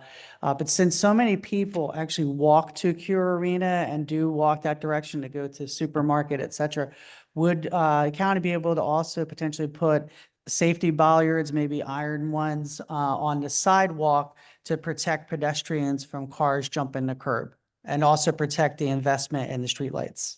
Yes, so I don't know about safety bollards on the bridge itself. The idea is once this MOU is done, the county will pass this hopefully on the 25th, in addition to a streetscape company that will look at all this. As part of that bridge, as you know, the Mill Hill neighborhood was very involved in the really high-level concept design. Our hope is to engage that neighborhood again. The original plan was to have a series of gates or gateways over the bridge, so it's a facading of the bridge. The structure actually looks to be quite sound, it's just ugly. And so the idea is to figure out the intersection of Center Street and Broad, engage the community on that bridge, and then similarly, using the streetscape design company, get feedback from the businesses and the residences on the Cass to Dye Street piece. And the whole idea is to have a sports, entertainment, governmental district that has good wayfind, so that residents that are coming from the Mill Hill neighborhood to that district feel like they're coming into a new neighborhood, a new area. that is ripe for some of the redevelopment that you've heard with the Roebling complex. Okay, and then my other question, sir, Mhm. the portion that has Furman next to the Roadrunner gas station, the sidewalk area there is also in bad shape, and I Yep. believe that might come under your jurisdiction. So the good news there is what we're doing here is really for the South Broad Street portion. Mhm. We have designated the work, the design work that we've asked the Streets 8 company to do. And again, that'll be on the county's agenda on the 25th, is to come and actually do South Broad Street, but the side streets up to the alleys on both sides. And this way, all the ADA requirements are done, trees are planted, lighting is done, the whole shebang should be there along with upgrading. There will be decisions for obviously the city to make, such as bike lanes and how you'd like to do that, parking restrictions, all of that is we leave to the city to let us know what their preferences are. But for us, it's that making that look good and making sure trash receptacles, all of that is included. And we've gone a little bit further and asked that company also to help us with our parking lots to see if there are dual uses to not just parking, but how do we greenscape our parking lots? How do we make sure if we want to be able to have events in the county parking lot, which is quite large, give us some suggestions there. And I think that adds a lot to both the two wards that are there. And I will remind you that the reason why we picked Cass is because that's where the South Ward Neighborhood Center is. The county had provided ARP funding to the city to get that back open. And I know that's progressing. And so that we're excited that there's a number of projects all happening along that stretch, including the Broad Street Bridge, the Van Sciver building, and even some of the work, hopefully that'll progress around Kingsbury too, even connects up to that. That's exciting. Thank you Mhm. very much. Council Vice President and Councilwoman Frisbee after. Thank you, Madam President. Good evening, County Good evening. Executive. It's so great to have you here. I just want to say thank you so much for your investment in the capital city. No shade to your predecessors, but I have not seen this much investment on the county level in the capital city in my lifetime since probably the arena in the ballpark was built. So I very much appreciate you and the attention that you have been giving us. I don't have any questions, but more so of a suggestion or a request for consideration humbly. The parking lot on Cash Street that Councilwoman Figueroa Kettenberg mentioned is very underutilized. The portion on the Cash Street side, I mean, I know we use that for parking for the employees, but the part that is underutilized, I look at it as an opportunity for commercial vehicles to be able to park there. We have, like, needless to say, parking issues in the city with the commercial vehicles. They don't really have a place to park. The city does not have a lot of parking solutions either due to the real estate largely being owned by the state. So I would like for you to consider that opportunity, and that's another stream of revenue that the county could tap into as well, to open up that parking lot for commercial vehicle parking, that people would be able to park there overnight or whatever time they need to, and then swap out their personal vehicles as they need to get back and forth, and to keep their vehicles out of the residential neighborhoods overnight. Because it's causing a lot of Yeah, issues. that part of the parking lot is owned and managed by the Mercer County Improvement Authority. We use it for overflow when there's a number of events, sometimes for the ballpark, but also when we do our summer camps that go to the ballpark and other events. And we do have commercial vehicles parking there. We kind of turn a blind eye to it as long as we don't see any issues and they don't take any, there are signs that say you don't take any responsibility to park there. I will tell you, it's not technically a parking lot, though. It is actually a redevelopment site. And again, it's another one of those properties that the county owns, and really nothing has been done with it. Right now, our goal is to, as part of getting the Broad Street area looking nicer, is to now generate interest in these parcels for hopefully economic growth. I don't think we're quite there yet, but I think we're getting there. We're seeing a lot of interest in the city of Trenton in general. And so our hope is by doing more of these investments, those will actually get developed. So in the meantime, yeah, we're happy to talk about potential uses. That's part of what this company that we're engaging is to look at our parking lot there. We think it can be a dual parking / event space that we can use throughout the years. Throughout the year, depending on the season. And we're looking to figure out how to use some of our other key space, like some of our parks that are in the city, so that there are things more than just being passive, that there's entertainment happening. So that's what we're looking to do. We don't want to see any space as just one thing. The idea here is, how do we make spaces able to be multiple things? During the day, it might be parking for the county. It may be one-off parking here and there for things. But on certain dates, we think that large of a space can be used until such time that we can attract developers in for that use again. I definitely think that everyone would love to see the carnivals come back, so that's Well, not bad. There's a lot of opportunities in that space. Thank you. Councilwoman Frisbee. Thank you, Council President. So thank you, County Exec, for being here this evening, and thank you for your persistence in making sure that you are partnering with us in various ways. My only comment is, well, I have a question and I have a comment. One, the resurfacing, the sidewalks, the repairs. I'm always going to comment on the fact that I appreciate you always keeping those with, keeping ADA in the forefront and not in an afterthought. So thank you for that. With that said, I would like to know if, I know there, I assume, I should say, that the crosswalks will have those delays, or will have the buttons so that you can, pedestrians can cross the roadways. With that, can we make sure that some of them have, they have a button, but it's timed with the cars still? If there is a delay where the pedestrians have a period of time where they alone are moving and there's no movement of vehicles, that would be greatly appreciated, especially, and that helps those who are differently abled as well, crossing that roadway. Yeah, where if you have an all pedestrian crossing, and there's only 2 that I'm aware of in the county, maybe 3 now. And the very first one was in Princeton. I was the chair of the transportation committee. I was the one that advocated for the DOT to change their position, which was very much against those. They did pilot that and it was successful. And now there's 2 or 3 now in the county, and there are other places where you have an all pedestrian. No matter where they are, they generally still need to be approved by the state, because it is different than what some of the regulations are. However, it is seen, because of some of their success in other places, that has now become more acceptable as a possibility. You have to show the pedestrian volumes, though. And so that's one of the reasons why some of the intersection improvements that we've spoken about in this MOU, we would seek to make sure that there are separate, try to seek funding from different places so that we can do traffic studies of the intersections if we need to make those upgrades.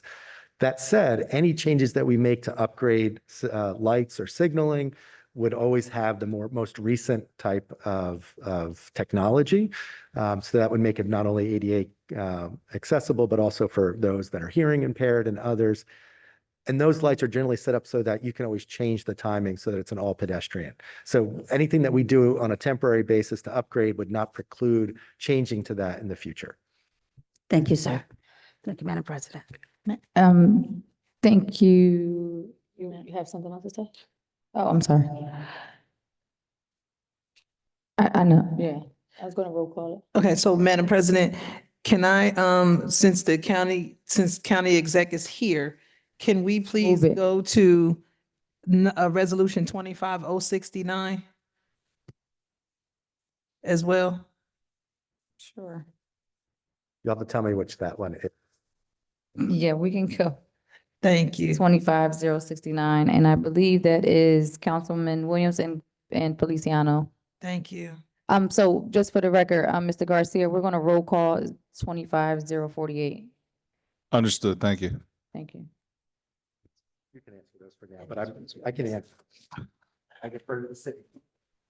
Thank you. So Councilwoman Feliciano, Thank you. 25-069. Thank you. And thank you, B.A. Richardson. I just, since he was here and I had a question about the Eagle Tavern and the shared services agreement, so I figured we'd get it all out the way. Yes. So the question that I have here is that, we're looking for funding. We have these projects. It's going to be shared services with the county. So just out of curiosity, what exactly does that mean, when it comes to funding or monies once the Eagle Tavern is finished, and that's where I'm focusing my look at, I mean, they're both important, but I'm just curious, what does that look like as far as what we're gonna do with the structure? If we put a business in there, if they're renting out the area, who gets a part of the proceeds? Like, what does it look like as far as the county's part in this? I will give you, I'm sorry, Council President. Yes. I will give you probably a little bit of history on this collaboration because it will make more sense to go that way. Thank you. Probably about 3 years ago, we have been talking for a while, more than 3 years ago, about what is the future of the Eagle Tavern, right? So the Eagle Tavern is a landmark. It's one of our historic assets. And at that time, we were considering applying for historic preservation grants.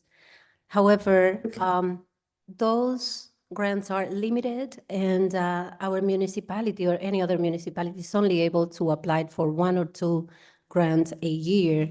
And given the increasingly bad situation of the Eagle Tavern, we thought that we needed to look for partners to apply for different grants. And at that point, we contacted MCIA to see if they would be one of our partners, either applying to historic preservation or to other entities. So last year, there was an opportunity to apply for EDA grants. And we applied for the hotel, the $4 million for the hotel, plus $7 million for the Eagle Tavern and the Wireworks building. EDA understood that the city probably didn't have the manpower to manage those 2 large grants at the same time, and suggested that we continue to partner with MCIA for that purpose. So basically, MCIA would be responsible for managing the renovation project for the Eagle Tavern. And then and that would be the shared service agreement is basically for them to handle the project management portion. At a certain point, we will have to reconvene, and that most likely will be with the HED subcommittee as of what route we want to take once the tavern is renovated. I don't know if that answered your question. Okay, so then once we decide what route and the council agrees on the direction that we want to go with it, if we decide that we want to turn it into a restaurant, or if we wanted to turn it into something, I was hopefully wishfully thinking about something with the veterans and maybe a VFW or something like that to do services and the like. But anyway, if there was anything where they would come in and would rent the space or something like that, does the county get any part of any funds that would come in? No, not really. And for a venue of that nature, this is what the city visited many years ago, and even as recent as 3-4 years ago, was to put edifies out to get interest, right? The city is not in the business of renting spaces, right? Or or renting, running restaurants. But the city would consider, and again, this would be a call for the council. For example, once the tavern is renovated, you put a RFP for somebody that wants to run a brewery or a restaurant or I don't know, any creative idea that would be part of our redevelopment process that would attract customers and that would create a viable visitors area in that part of our town. But the county would not receive any economic benefit from it. the county is basically helping us Helping us out. manage the funding Okay. that we will be receiving. Thank you. I just wanted you to say that out loud. Thank you so much. I appreciate that. That was my question, Council. And I take the opportunity to thank the NCIA and the Yeah. council and the executive, the county executive for helping us with that. Right, and thank you for that. So into County Executive Benson, thank you for the streetscape, try to say that 5 times fast, for working with us with that, for MCIA looking to partner with us with this, because Trenton is in need of help, and it is good to know that we do have a partner in the county. And thank you for being present here tonight, unasked and, we're always welcome, but unasked to come to talk to us if we had any questions. Thank you for that. Thank you, Council President. Feliciano. BA Richardson, I believe we still have Councilwoman Williams and Yes. Councilwoman Figueroa Kettenberg. Thank you very much. Just want to also echo, apologies. can't wait for this to get started on the streetscaping and an Eagle Tavern. It is such a historical place, and I have a couple questions about where it is right now, and also kind of get some information out there what the potential is, because one of the criticisms of doing anything with the building is that there's no parking nearby. If this ever comes to fruition, where are people actually going to be able to park their car, be able to patronize it? So can you kind of fill us in on, what the amenities are for the property once it would get up and running as a brewery or whatever it might be? We really don't know what the amenities of the property will be. At this point, we were basically working in a feasibility project that we needed to present to EDA in order to get this this funding. However, yes, we recognize that there is no parking, but that's why we have partners, right? We need to continue to work with our county executive because they have a big parking across the street from there. And MCIA building is just across the street from the tavern. We also have a city parking that is behind Trenton Social.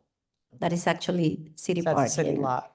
Yes. Okay. And so it's a lot of still different angles that we need to study. But at least the money available will allow us to work on stabilizing the structure, and most likely we will need to pursue other grant money once we determine what the plan is. Now, I'm glad to hear that there are some solutions with parking, because that's the main criticism I usually hear from folks. And then the other part about stabilizing the building, currently there are a few issues with cleaning garbage and debris that's gathered with the winds in the winter on the side of the building heading towards Sacred Heart Church, but also there's a hole in the fence, the wooden fence next to the building, if that could be secured so vagrants or folks don't go behind the building, potentially, who knows what happens, but we don't want also anybody falling down the hill over towards the railroad tracks. And then on the other side, on the Ferry Street side, I don't know if this has been fixed. I haven't seen it in a couple days, but there is a drain pipe that has been leaking water, particularly when we have deluges, if that could be looked at to be fixed to make sure that there's no water damage. The department director responsible for that is here, so I'm pretty sure that he's taking notes. I'm So sure thank you so. for your. All right. Thank you, ma'am. Thank you, Council President. Thank you. Councilwoman Figueroa Kettenberg. Yes, so they pretty much asked the questions that I wanted to ask for the most part. I wanted to know what the project was that was being proposed, so I understand. Thank you for all of your answers. And then I understand, so 3.5 million going specifically to the renovations for the Eagle Tavern plus our 20% match of 1.4. Is that a 20, so 750,000 or 650,000, whichever that one goes to. Do we have anything, B.A. Richardson, as to what the costs are to get this building up to code or up to par as it stands right now, what that looks like? Well, Paul, could you please come to the front? The last information that I recall, dates probably 2 years ago, and it was a study that it was also, I think it was MCIA actually, that did the study. At that time, we were talking about $4 million project. 2 years later, I'm pretty sure that it's a lot more money, and that's what I mentioned before, that we would be probably looking for additional funding, but we will only know once we have once we have architectural studies and engineering studies and all that hard all the hard part, right? For the renovation, we will not know until we actually procure the services, how much money it's exactly is going to cost. But we are sure that it's going to be more than what we have at hand right now. Okay, so I mean, the study that was done a couple of years ago, we know that we were looking at about $4 million to rehab. Are we maintaining a good bulk of the integrity of the historical value of the building? Do you know? We have to. Okay. And that's going to, that also adds to the cost of the project. It's not the same to renovate a 1950 building than when we are talking about a 200 and some years old building that we need to basically maintain the historic value, the historic features of that property. But we Okay. have to. Okay, and then final question is just because of the historical value of, I mean, I've lived around the corner from that building for 43 years. So because of the historical value of that building, what it represents, when it comes to, I guess, a redeveloper or, business entities coming in, like, how is that going to be vetted? Are there going to be certain criteria for what type of business can come into that area, or how it would be representative to attract tourism and things of that nature? Is that even on the table yet, or is it too early for those conversations? It's probably, it's a little bit early for that conversation, but that conversation will be driven by the council and the Okay. HD committee. Okay. Okay. All And right. of course, Thank you, because BA. of the historic, Mhm. it's a historic asset, it would be my recommendation that we will be including Trenton Historic Society and other community partners into those discussions. Okay. Yeah, that's really important. Okay. Thank you so much, BA. I appreciate you. Thanks. Thank you, BA Richardson. Mr. Garcia, can we move that to roll call, please? Certainly. Thank you. And I believe the next one, if I'm going in the correct order, is Council President. 25050, which is Councilwoman Williams. I'm sorry, Council President, I had a question on 25072. Oh, my apologies. I'm Maybe sorry, missed that. Okay. So I'm sorry. So let's go to, I'm trying to keep it in order. So Mhm. Councilwoman Feliciano for 25072. Thank you. It'll be quick. Thank you, Council President. No problem. The question I have on 25072 is, I think this is good that we would have the EEOC officer. Why are we doing this now, and how come we hadn't had this already? Council President, if I may. We actually had a designated EEO officer. We've had several. They've transitioned from the city, and this is the replacement for that. The most recent one having transitioned probably about 2.5, 3 months ago. We're replacing that individual with this person. Okay. And what is our status as far as looking into hiring a HR director? I don't know the answer to that. I will defer to our business administrator, the distinguished Miss Maria. I know her name. We have not started the process because we don't have an approved budget. So once we get an approved budget, then we would be able to do that. So we're looking to add for an HR director. Yes. Thank you, B.A. Thank Richardson. you. Appreciate it. Thank you, Council President. Can I go to consent? Yes, Thank you. thank you. Council President? Oh, Councilwoman Figueroa I'm sorry. Kettner. Yeah, I know we were going in order, but I feel like we jumped out of order because I had asked to discuss 25071, but I know Williams, We, Councilman Williams had a question. I don't know if hers was before, so. right, we didn't get to 7-1 yet. I'm Okay. going in order according to the docket, that's why. Okay, got it. Thanks. I know it always confuses me too with the numbers, but, so next is, where was I? 25050. I believe that's Councilman Williams, but I just wanted to make a quick, note, Mr. Garcia. Yes. For Director Wilson. On the second page, I think we're missing the C and like at the last paragraph for covert cameras, just missing the C in front of, covert Ordinance cameras 050. on the last paragraph. Yeah. That's all. But, Councilwoman Williams? Thank you very much, ma'am. Police Director Wilson, my question regarding this grant, which is the Justice Assistant Grant. I know there'll be various items purchased, including vehicle-mounted automated license plate readers, some 10 laptops that are special laptops for your officers and detectives, overt cameras, that will be working with 4G service. And I was wondering, overall, with that and the body worn cameras, is any of this equipment redundant, or is it modernization and also adding to your capacity to investigate crime even stronger and further than you have in the past? It's to add to our crime fighting efforts. It's not redundant.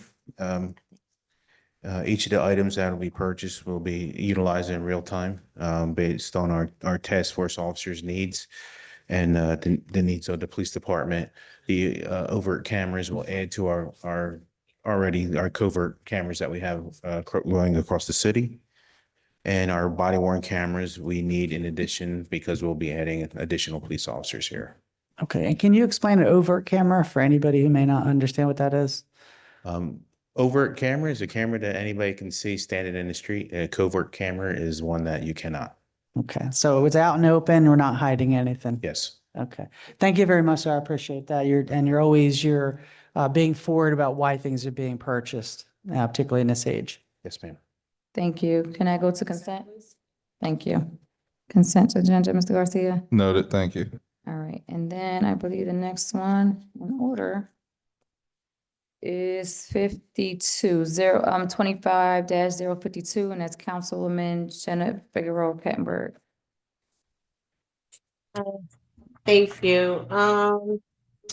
I think just some clarity in reading through this resolution.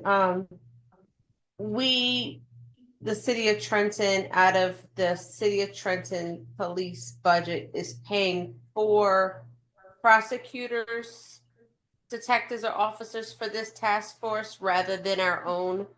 No, it's the detectives or reverse. officers. This Okay. this is the county reimburses the city of Trenton for our detectives who are assigned to the homicide task force. This is a reimbursement for the overtime. So the county pays the city for the overtime for the officers assigned to the task force to the tune of 100. Okay. Yeah. Oh, and thank you for that, Director Wilson. And were the officers that were utilized from TPD for the task force, were they utilized only for occurrences in the city of Trenton or throughout Mercer County? No, it's the Mercer County Homicide Task Force. So they work within the county. Okay. Okay, thank you for that clarity. That's what I needed. Thank you. Okay. Can that be moved to consent agenda? Yes. Thank you. Thank you. And I believe the next one is 25-053, and that is Councilwoman Feliciano. Thank you. Mhm. Hello. First question, is the heat on in here? Right, that part. Is Did the y'all heat turn it on? on? It is on. It's been cold ever since we walked in It the feels like it's door. cold air blowing right Yeah. here. No, seriously. If we could have it moving forward, that the chambers be heated before we come in, it would be greatly appreciated. It's very cold. Do you hear that? Thank you. Appreciate you all. He said it's on. It's very cold. How many years have we used Mercadian? Mercadian, I think that they have been used since 2016, probably not in 2017, but then 2018 up to now. But not under one contract, right? Not under one procurement instance, but the services are procured. Mm. At least in the last case, was 3 years ago. It was a contract, a year contract with 2 options to extend for 1 year. So I think this is the last option of the last contract. Okay. And when we go out to bid, like they're the only ones that apply for this? I really don't think so. For this last, yeah, you probably have more information than me, Colin. Good evening, Colin Cherry. Madam Councilwoman, it's varied through the process. They are often the only ones that apply, but they are not always the only ones that apply. We try to take a look at all of the ones that come in and assess them appropriately. Mercadian does have a lot of municipal auditing experience in the state of New Jersey in particular. So that has certainly helped when there is competition. Okay. And their price is usually quite competitive. Okay. I just asked because we've been with them for like a long time and just asking about audit rotation with servicing and stuff coming in. And I guess also as we look at the audits, when we get them to review, if you all are following the findings and everything, and then making the proper corrective actions, right? Because why would we continue to keep utilizing a service if we're not listening to what it is that they're telling us that we need to fix? So thank you for that. Thank you. Consent. Thank you. Mhm. I believe the next one is 25-054, and I think that's Councilwoman Figueroa Kettner. Sorry, Madam No. President, Councilwoman Figueroa Kettenberg's laptop had an issue. It's just automatically restarted. She's waiting for that to come back in to the meeting. So we'll go to the next one. Actually, I had You questions. had one? Yeah, Okay. on all those also. Councilwoman Williams. Thank you very much. So my question, and I don't know if this would be for Mr. Cherry potentially, regarding 25054, the appropriations for interest and debt redemption charges. What is it? Oh, or Director Richardson. Sorry, I did not see you out of corner of my eye. No worries. I apologize, or BA Richardson. So this is to retire debt or just make the payments over the next 12 months for bond anticipation notes all the way through LYCDC bonds and interest, including water bonds, parking bonds, Green Acres, so forth. And then also $1.1 million or so for school bonds.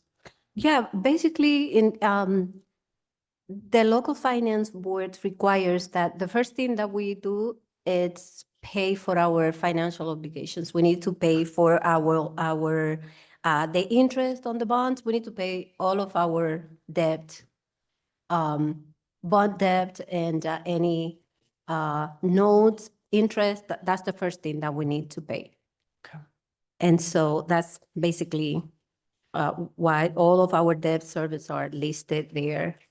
And we are doing an appropriation to pay for that. That's the first thing that we need to do every year. And will any of these bonds be retired at the end of 25? No. There is one that it's really close to be retired, which is the hotel bonds at the end of the page, but no. Okay. Gotcha. So LYCDC. Yes. All right, thank you. And I could go on to 25055, ma'am, should you wish. Well, I think Oh, Councilwoman she Figueroa came back. Kettenberg is back Okay. on. Thank you. Councilwoman Figueroa Kettenberger, we are on Kettenberg, we are on 25-052. Oh, yes, 1 second. 54. 50, I'm sorry, 54. Okay. Oh, yeah, we did, I didn't have anything for 54. Okay, Sorry. so that must have been Miss Councilwoman Williams. So are you okay with that consent? All right, thank you. Consent, go ahead, please. Next one is 25-055, also Councilwoman Williams. Yes, ma'am. So my question is this, just so for the public, where it says, under the title resolution, but emergency appropriations, whereas an emergency has arisen with respect to providing funds for the operation of the City of Trenton Grant Fund. Can you, fill us in on what the emergency situation is or highlight that? It's please? really not that, it's basically the standard language. It's not necessarily that there is an emergency. It's just that we need to appropriate the money in order to use it. Those are grant funding, and we need to include it as part of our budget in order to use those funds. And like we saw earlier regarding the Roebling Machine Shop, like potentially one of this would be to match the required match for the grant. That is correct. And this is actually grant, this is a state grant. All these appropriations here below are related to grants. It's just that even though it's grant money, it's funding that we are receiving from other agencies, we still need to appropriate it within our budget in order to use it for this year. But this is just one of several grants that we have received for Roebling Machine Shop. Okay. Thank Council you. President. Councilwoman Feliciano. Thank you. Just real quick. And then on here, it says SNJUEZ event 2024-2025. Can you tell us what that event was?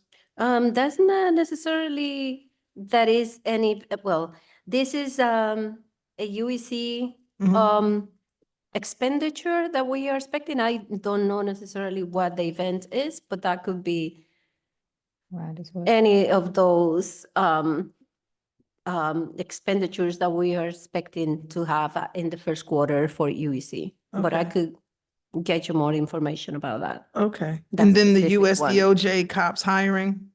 Yeah, those are grants that we receive to offset some of our police officers, personnel Okay. matters. Thank you. Thank you. Thank you. Any other council members? Can I go to consent? Thank you. And moving right along, 25-57. 56. I don't have 56 listed, so my apologies if I missed it. No problem. Councilwoman Williams? Thank you, ma'am. I know So that this might be similar in nature, but regarding utility appropriations and the emergency nature of that also, because one of the things, knowing particularly with the PSE&G, we have to pay for streetlights whether they're working or not. That is correct. These are basically for our utilities, water utility, sewer utility, parking utility. This is appropriating funding for those three utilities. Okay, thank you. Consent, please. Thank you. And 25-057, Councilwoman Feliciano.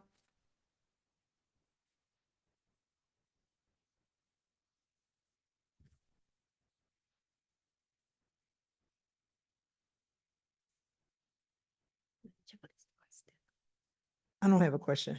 You don't? I changed my mind. Okay. Anyone else for 25? Council President? Yes, Councilwoman Williams. Thank you, Council Thank you, President. ma'am. So I wanted to ask this because this has recently come up. Obviously, we have the situation where there's, we'll call it disgruntlement amongst some of the suburban towns regarding our waterworks. And one of the things that I've learned as a council member is finding out that we are not able to bond as much as maybe other municipalities or as much as we need to, in my opinion, for the waterworks. And that our bond bonding for the waterworks is counted against our municipal bonding.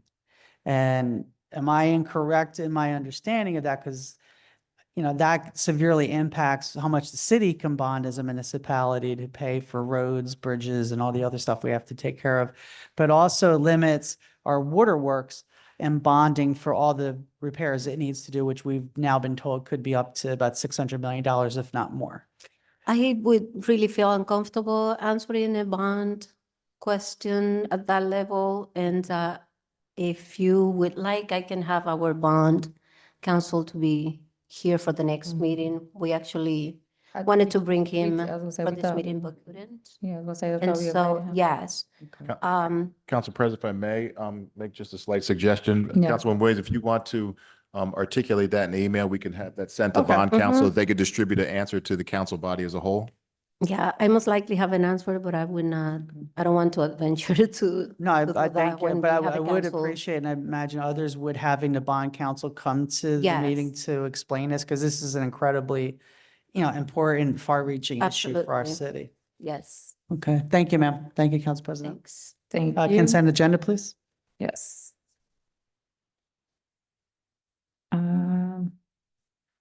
And now we are at, if I'm not mistaken.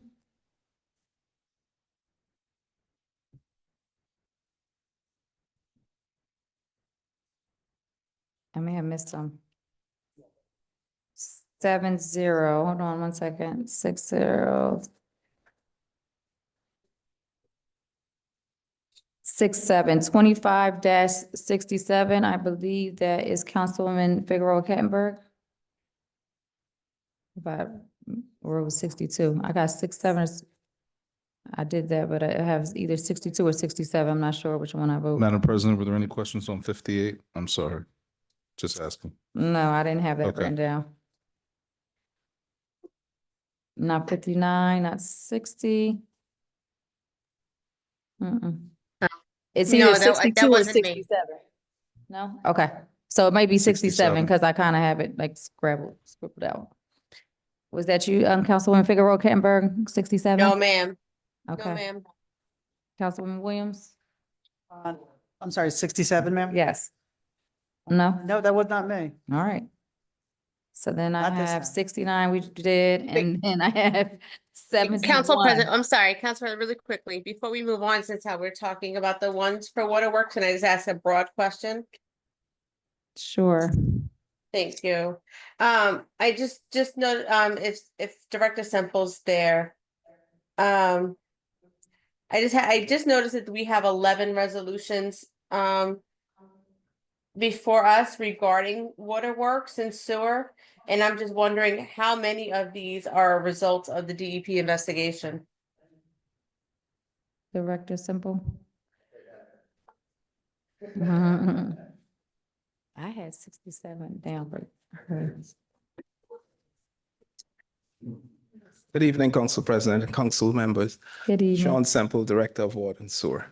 None of these are related to the DEP, just a regular regulatory stuff that associated with the everyday operations of the water utility. Okay, thank you. Thank you. Next, I believe is 25-071. Yes, Council President. Yes, Councilwoman Figueroa Kettenberg. Okay, so Director Onatiri, I have a question. And correct me if I'm wrong, but wasn't Walter R. Earl, Marsville LLC, isn't that the same company that was responsible for low bidding or low balling us on a bid in the last season, making us Yeah. not move forward with our paving season? Council President, if I may, Yeah, I mean, Director Bridges.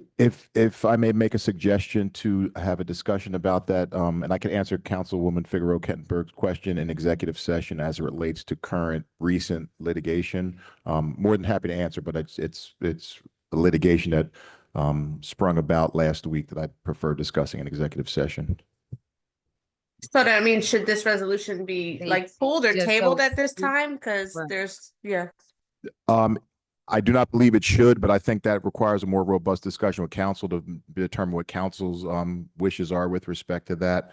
But it's very intertwined with a recent litigation that we've been addressed with. More than happy to discuss it with council, but we should really have that discussion in private. Well, I So, would like to- Council President, I would ask that we don't have any vote on this or anything until those questions are answered, because this is concerning with regards to this contract and this contractor. I agree. I was going to suggest if we can possibly move this to after executive session, since we are going into executive session with a vote after. Is that okay? However, whatever council's So- preference is, I think So we'll that's a amend good the approach. agenda just to reflect this vote after the executive session. Noted. Thank you. Also, Council President, Councilwoman Feliciano. thank you. Just real quick, for Director Bridges, thank you for bringing that to our attention now, but moving forward, when we have things like this that are going to be on the agenda, could we know this ahead of time?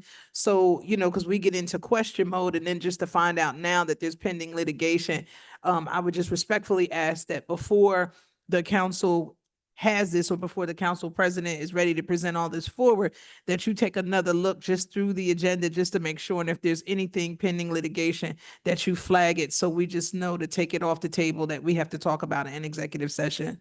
Yes, Council President, if I may. Yes, Woman Feliciano, absolutely. As I said, this Thank is you. extremely recent, like mid to late last week after this agenda was adopted, but you are correct. And going forward, we will make sure to do a review prior to make sure that's not an issue. Thank you. Absolutely. Thank you, Council President. Thank you. All right, Mr. Garcia, I believe we're moving on to ordinances. Certainly, Madam President, unless you wanted to ask for a motion to approve what is left for consent agenda at this time. No. Oh, yes, I'm sorry. Yes, my apologies. And can read if it off you'd all like, of I them. can go ahead and try and Yes. formulate that for you. Please. Certainly. Madam President, if you wanted to ask for a motion to approve a consent agenda consisting of, and stop me if I miss anything, 25-043, Mhm. 044, Yes. 045, 046, 073. I'm sorry, Mm, 073. I apologize. If we're taking 45, we are reserving, I 45%. will be taking a motion to go into executive session. Yes. So to let that be understood. The 4-5 will go along with, and of course you have the actual settlement resolution that I'll exclude in a moment. Mhm. So that would lead me to 046, 0473, excuse me, 25-073, 075, 047, 072. Mhm. Madam President, Yes. not 25-075, we tabled that, No, we already voted on that one. the zoning board. I'm sorry. Oh, I'm sorry. No, 075 is tabled. 74. It is, we voted on 074, correct? Yes. Thank you. We tabled 075. 075, thank you. Yes, To thank you. 047, 072, 050, 051, 052, 053, 054, 055, 056, 057, 058, 59, 60, 61, 62, 63, 64, 65, 66, 67, 68, 70. Yeah. That's all. Yes. And if Thank you. May we have a motion to approve all of those? One second, Council President, Yes. the ones we left off the two with the county, right, for roll call? Yes. Okay, cool. Mhm. So moved. Second. roll call. Vice President Edwards, Yes. Councilwoman Feliciano, We left off 25-071, right? Yes. Yes. Councilwoman Figueroa Kettenberg, Yes. Councilwoman Frisbee, Yes. Councilwoman Williams, Yes. Council President Gonzalez. Yes. Motion carried. And Madam President, if you want to ask for a motion to approve our first roll call resolution Yes. May we have a motion to, being, oh, go ahead. may we have a motion to approve 25-48 for roll call? So moved. Second. Roll call, Vice President Edwards, Abstain. noted. Councilwoman Feliciano, Yes. Councilwoman Figueroa Kettenberg, I apologize. What are we voting on right now? I'm sorry. 048. South Broad Street. Oh, yes. Noted. Councilwoman Frisbee, Yes. Councilwoman Williams, Heck, yes. Council President Gonzalez. Yes. Motion carried. And Madam President, if you want to ask for a motion to approve our next roll call resolution 25-049. Yes. Oh, I apologize. No, 69. that will be following executive session. Right, but 25-069, I believe. Which one is it? 71. I'm sorry, I see. Oh, okay. It's 69. Yeah, 69. So moved. Second. Roll call, Vice President Edwards, Abstain. noted. Councilwoman Feliciano, Yes. Councilwoman Figueroa Kettenberg, Yes. Councilwoman Frisbee, Yes. Councilwoman Williams, Yes. Council President Gonzalez. Yes. Motion carried. Thank you.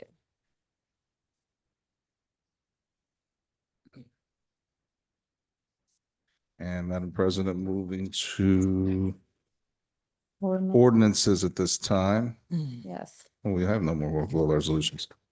Ordinances at this time. We have ordinances for first reading and introduction.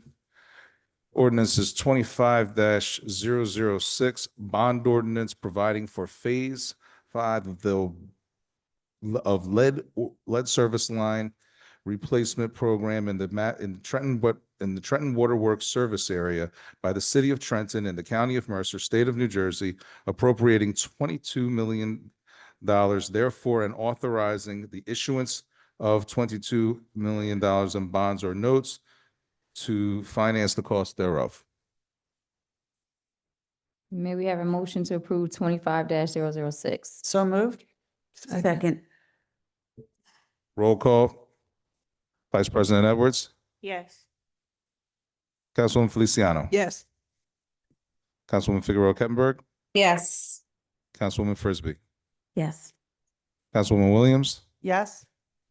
Council President Gonzalez. Yes. Motion carried. Ordinance 25-007, an ordinance amending the code of the City of Trenton, Chapter 113, Food Handling, Article 1, Retail Food Establishment Code, 113-4 fees. Oh, may I have a motion to approve? So moved. Second. Council President? Councilwoman Feliciano. Thank you. So just real quick, just in looking at this ordinance and the only change on here was, from what I saw, was the addition of the mobile food trucks under Section 2. So I would respectfully ask that moving forward, any changes when you're adding stuff should be bolded or in italicized, show us where the change is so that we know. And then in other cases where things are taken away, as you attach the originals, to do strike throughs, just so that council can easily find what it is that's happening. That's my only comment. Thank you, Council President. Thank you, Councilman Feliciano. Council Madam President? Oh, Councilwoman Figueroa Kettenberg. Thank you. No, just really quickly, just a minor edit that I found under administration fees on the second page.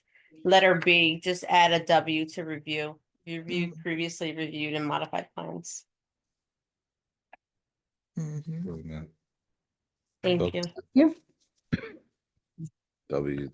Madam President. Council Vice President. Thank you. I just wanted to make a comment, and maybe I have a question.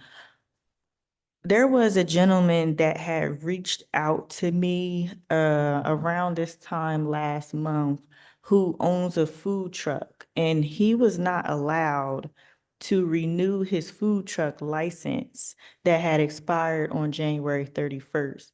He was told when he had visited the administration that this, or it was alluded to, this ordinance coming down the pike to city council. However, at the time, we were very much unaware of it. I'll speak for myself, but it seems we were very much unaware of it. But at the same time, I want to know if it's best practice to hold off on someone's license renewal at such a critical moment in their expiration process and renewal process to wait for something like this to happen. And I want to say, I have a problem with, things being held off because of things that are going to happen in the future, because this man's livelihood and his family depends on the revenue from his business. So, and I want to say ordinances, this is the first reading.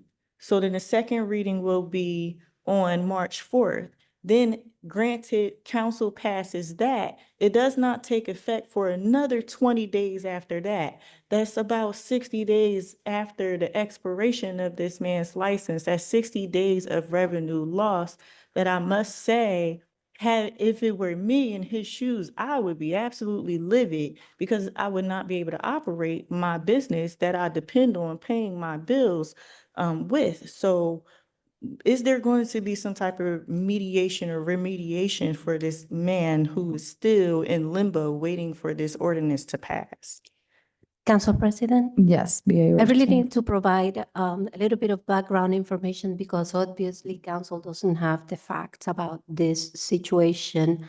About 3 years ago, the previous council eliminated the food trucks from the ordinance. So purposely or not, the Department of Health continued to issue licenses that were not grounded on an ordinance. We cannot give permits when we don't have an ordinance that provides for those permits. That would be illegal. Fortunately for us, we have new environmental health employees that happen to read the ordinance. And when new applicants came at the end of the year to apply for licenses, he said, there is not such thing as food trucks in the ordinance in Trenton.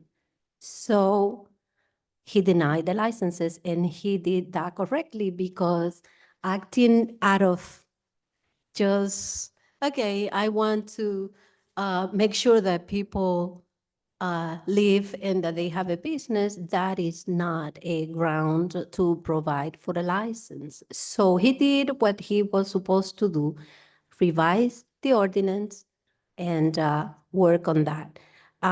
If anybody will have approach, because there is also discretion in administration to do certain things. But really, and I am not trying to be offensive with this comment, but just realistic, right? If you are procuring an administrative benefit or an administrative diligence, you should come to administration. Going to council members does not solve the matter, right? The gentleman that Councilwoman Edwards referred to never approached administration to solve his problem, right? So, up to this day, right? So we have discussed internally how to solve the problem, but he never came to solve the problem. So we can only give the information that we can provide to people when they ask for it. We are trying to solve the problem, we were also told that at this time of the year, food trucks are not operable because their system is frozen. They need water to operate in their system, and most likely they are not able to. So I'm not sure that we are in the middle of his livelihood, but we have a solution if he comes to talk to us. We are trying to solve an issue. We are trying to add the food trucks to the ordinance so that we can actually issue permits, right? Other people have permits that were probably issued last year. Unfortunately, those were not issued adequately. And I really, really give kudos to that specific environmental health engineer who decided that he was going to read the ordinance and found out that we really cannot be issuing permits for food trucks. Madam President. Council Vice President. Thank you, BA Richardson. I really appreciate the insight into and clarity into the situation. Just bringing you up to speed that on January 27th, I did forward this over when a gentleman had called me. He physically came down to the administration, to the department, and addressed this, and he provided information of the employee who had gave him the information. I then forwarded it to Renai, and I CC'd you and Colin on it, explaining in detail what was going on. And Colin did, Mr. Cherry, he did respond on January 30th to let me know that the situation was being looked into and that he would let me know once we have more concrete information. But I had not gotten any updates after that. So that's why I still have a misunderstanding with the situation. I was definitely unaware that the previous council eliminated the trucks from the ordinance, because when I looked up in the E-codes, it's still there. So that change has not been codified yet. And that's where the confusion is coming in at, because on our E-codes, it's showing up as it's still a process that we are continuing to practice. And being that he has been issued licenses in 2024 and in previous years, that furthermore, confuses the situation. So, and with us, this being unbeknownst to us that this had occurred and that this was coming down the pike, that's why, you heard the comments that you heard today. No, and I'm sorry for interrupting you, but I got your emails, and probably that's one of the things that made us, move quickly into, there are other, it's gonna look like a repetition, because pretty soon we will come back with another ordinance that we have been working on a while with some council members. If you don't mind, may I mention your name? We have been working with Councilwoman Feliciano and with Brandon Garcia for over 6 months, trying to incorporate other changes regarding food truck. But unbeknownst to us, there is not even an ordinance for food trucks. So we will be reconvening, talking about other changes that you will see probably within the next couple of months. But yes, thank you for bringing that information to our attention. But what I should have said is that the gentleman never came back to try to resolve that matter.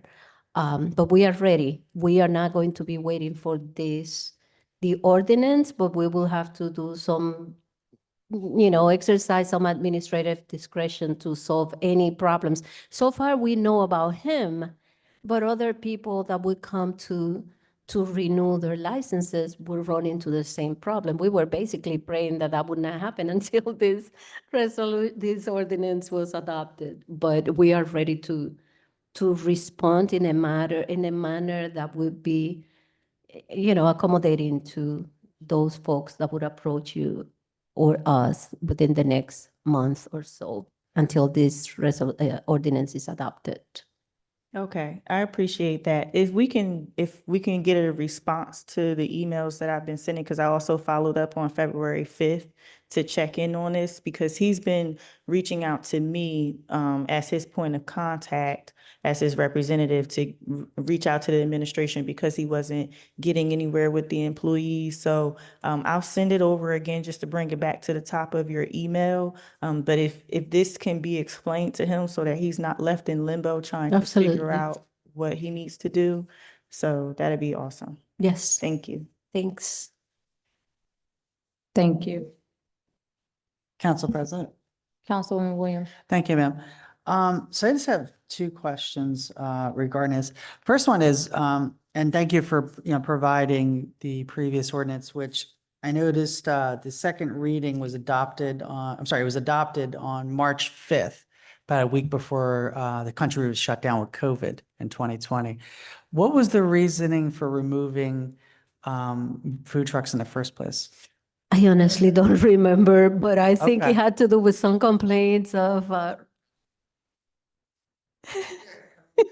know it was 5 They're years re- ago, but just I curious. really don't remember. Okay. Fair I don't enough. know. I don't want to adventure because maybe I will become really mean. No problem. And my other question is, as far as the fees themselves, when was the last time they were raised It looks like 20. previously? I don't know. Okay. If we could find out, I was just curious. Thank you, ma'am. Thank you. Thank you, Council President. Thank you. Mr. Garcia. Certainly, Madam President. I believe we're at roll call. Vice President Edwards, Yes. Councilwoman Feliciano, Yes. Councilwoman Figueroa Kettenberg, Yes. Sorry. Councilwoman Yes. Frisbee. Yes, yes. Noted. We got you. Yes. Councilwoman Williams, Yes. Council President Gonzalez. Yes. Motion carried. Ordinance 25-008, ordinance authorizing the sale of city-owned property commonly known as 196 Pennington Avenue and identified on the city tax map as Block 6705, Lot 4 pursuant to NJSA 40A:12-13C to Charles C. Lewis for the sale price of $5,000. Maybe have a motion to approve. Yes, so moved. 25-008. Yes. So moved. Yes. Second. Yes, and yes, and yes. Yes. I'm just going to go to roll call. Yes. Vice President Edwards, Yes. Councilwoman Feliciano, Oh, yes. Councilwoman Figueroa Kettenberg, Yes. Councilwoman Frisbee, 3 times, yes. Councilwoman Williams. I wish Mr. Lewis was still here. Yes. I was Had just to gonna go. say the same thing. And He he just actually said- was there and he left, but my Right. vote is yes also, Mr. Garcia. Noted. Motion carried. Thank you. Thank you, Madam President. And this time, I believe that brings us to public comments. To the public comment will be 5 minutes. In 5 minutes for each individual, you may address any matter that you wish. The council is not obligated to respond. Our first individual will be Stacy Stratton. Ms. Stratton, forgive me. I have had this clipboard for a bit of time here. I don't know if there's anybody who's come in a little later. I will ask for a last call for public comment. Is there anybody any members of the public that wish to speak for public comment That didn't sign? that did not sign this clipboard? Your name, sir? You're right here. Got it. Anyone else? No, hearing none. Ms. Stacy Stratton, go ahead. Hello, good evening, council members. Good evening. I want to take a minute to thank you for your time tonight and allowing me to speak. Our address. Can you give us our address? Yes. To the public as well, if you'll please state your name and address for the record, each individual. Okay. My name is Stacy Stratton, and I've owned my home at 50 Bismarck Avenue for 10 years now. The parking situation has always been a problem. However, in the last couple of years, it has become unbearable. There are owners and/or renters of homes with 3 to 6 cars who have driveways and still park several other vehicles on the street, taking up spaces for others who don't have driveways to park.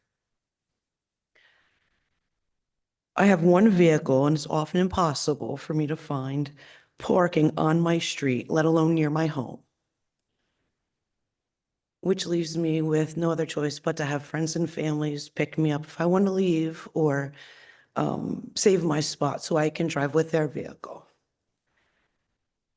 I've contacted the city in order to have my front of my home evaluated to see if I qualify to have a driveway installed.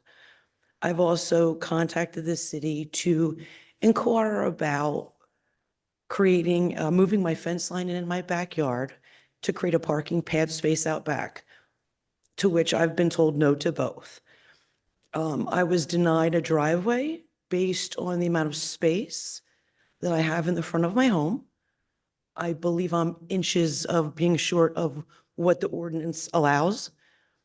I was told that I'm not allowed to create a parking pad out back in my yard, moving my fence line in to provide me with consistent parking because I'm not to alter the green space.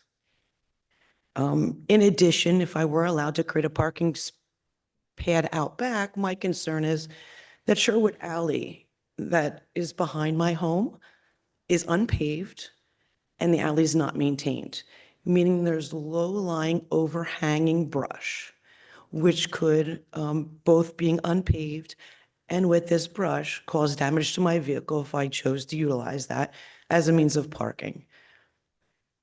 So I'm coming to you this evening with the hopes that you could maybe come up with a solution or a recommendation or an ordinance that would ensure that I had a more consistent parking space allocation for my car.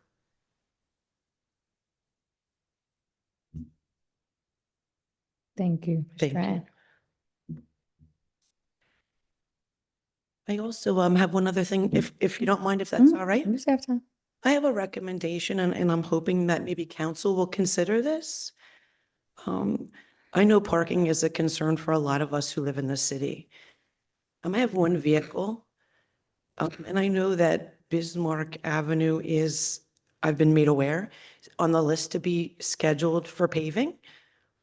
I would like the council to consider potentially creating space markers, one space for each home in order to park when the repaving is put in place.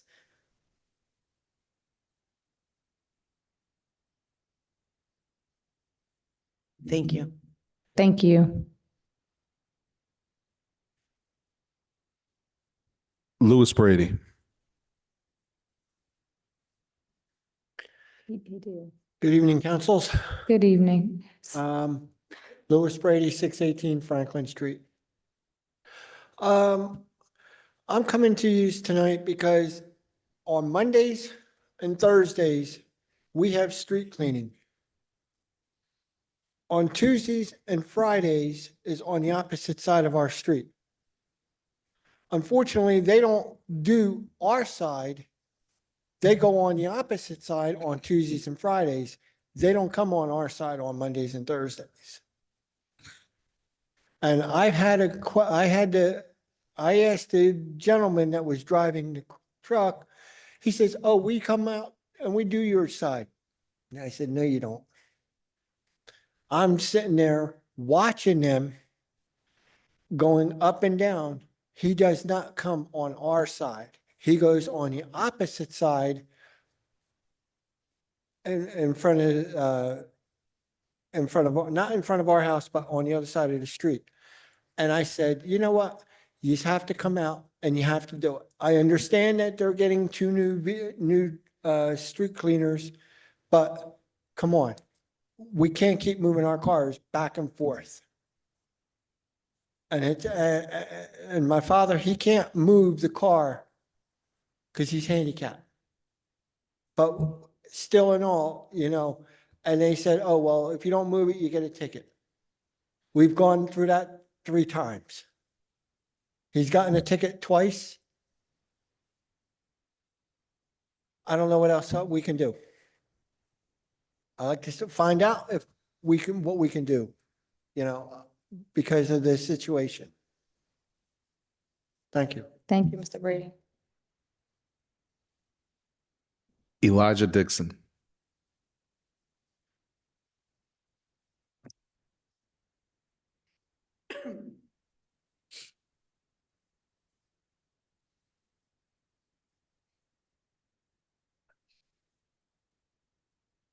Good evening.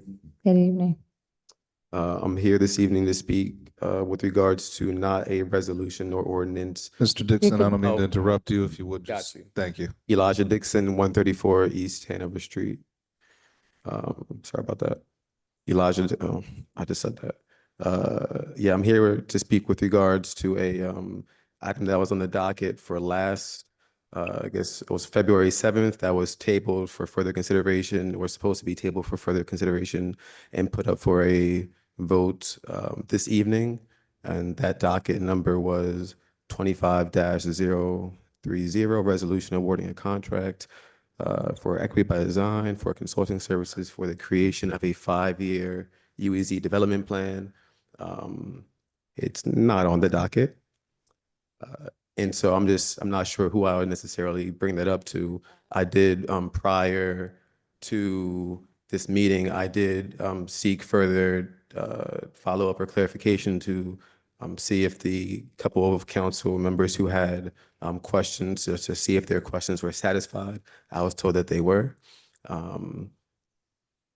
Yeah, and so this is a very, not just for us and our company, but I think this is a very important initiative for the city. The city receives over $3 million from the state's Department of Community Affairs for the UAZ program, at least for calendar year 2025. And the DCA has said that to all of 32 UEZs, all 32 municipalities that have UAZ funding, that they are not going to be approving the implementation of any UAZ funded projects until the 5-year plan is created. Which is why, when we were notified in the fourth quarter of last year that our bid was successful, I went ahead and I had, we had shored up our staffing. I actually have like one of our team members here tonight, who I referenced potentially during the last meeting, saying that we had made these hires. And I did not follow up to see until it was sure that it was going to be on the docket tonight. Yeah, I probably should have, but if anyone could provide clarification as to what the status of this docket item is, that'd be greatly appreciated. Thank you. Thank you, Mr. Dixon.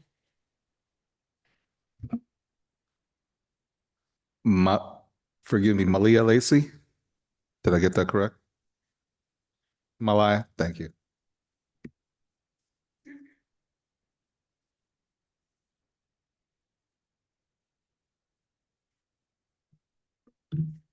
Seems right. Okay. Malaya Lacey, 236 East Hanover Street. Good afternoon. My name is Malaya Lacey, and I'm currently a high school senior attending Trenton Central High School and working as a project assistant for the company Equity by Design with Elijah Dixon. So far, my main reason for joining this organization has been wonderful, as well as giving me a new perspective as to how the crooks in beneath Trenton are working very hard as to improving and molding my home as a city. For the past 5 years, although I was born in Trenton, I unfortunately moved to North Carolina and came back around 8 years ago, back to my home state. And I'm very grateful that people are working hard to improve for the future generation, and Equity by Design is improving that tremendously every single day as I work with new projects like the 1,000 Trees in Trenton initiative and the R29 campaign. I'm very grateful, and I am also in supportive of the motion and support for consulting services of the 5-year development plan. Thank you. Thank you so much. Jeffrey Lorenzi. Please. Evening, members of council. Jeff Laurenti, 464 Hamilton Avenue. I had come here this evening to be wallpaper wearing a Kingsbury Corporation hat for what was supposed to have been a presentation from our redevelopment partners, who failed to tell me that it has been moved. However, I arrived just as Marge Caldwell was interacting with the council ahead of her appointment to the Trenton Parking Authority. And since just this very morning, the Capital City Redevelopment Corporation Board, on which I sit, approved a $355,000 grant to the Parking Authority for the pre-demolition work on that decrepit parking garage, I thought I would wait I didn't think I would be waiting 2 hours, but I thought I would wait in order to be able to report to the council that indeed progress happens. And it was a painstakingly negotiated contract. We are delighted.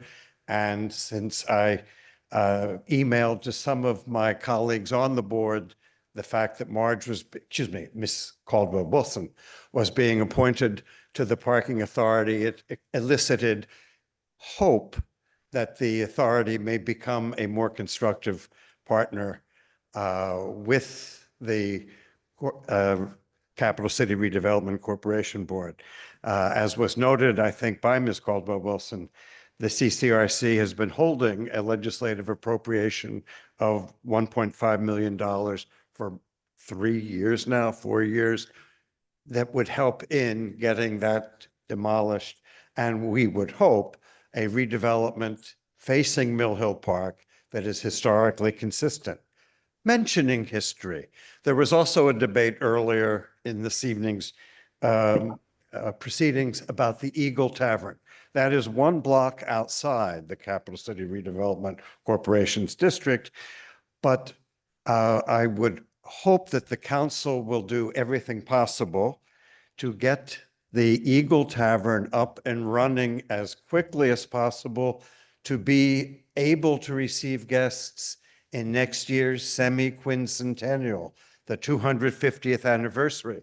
The CCRC has been trying and found the usual bureaucratic obstacles at the state level that have delayed it somewhat in playing a role, a catalytic role in enhancing the historical assets of the historical core of Trenton to be presentable and indeed attractive. And we look to be doing more and hope that the council will be able to help in identifying places for a hard infrastructure investment or ways in which we can facilitate the heritage tourism promotion. But they both have to go hand in hand. It's not simply tourism promotion if what you have to promote looks decrepit to people. We need really to be looking to make it look as attractive, maybe not Williamsburg, but closer to it. And we would be at your disposal in that regard. And thank you. Thank you, Mr. Laurenti.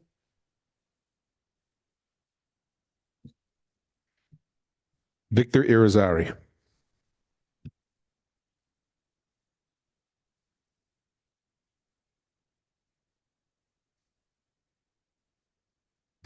Good evening. It's always a pleasure. Was the director of police, police director, Mr. Wilson. Glad to see you again, sir. Please state your name. Victor Irizarry, 19 Moreland Avenue. Trenton, Thank you. Trenton, New Jersey. I have 2 things right here. With who I call the great white chief, Donald Trump. As he and I agree with what he's doing with the Western Hemisphere about taking over Alaska and Canada and the Panama Canal.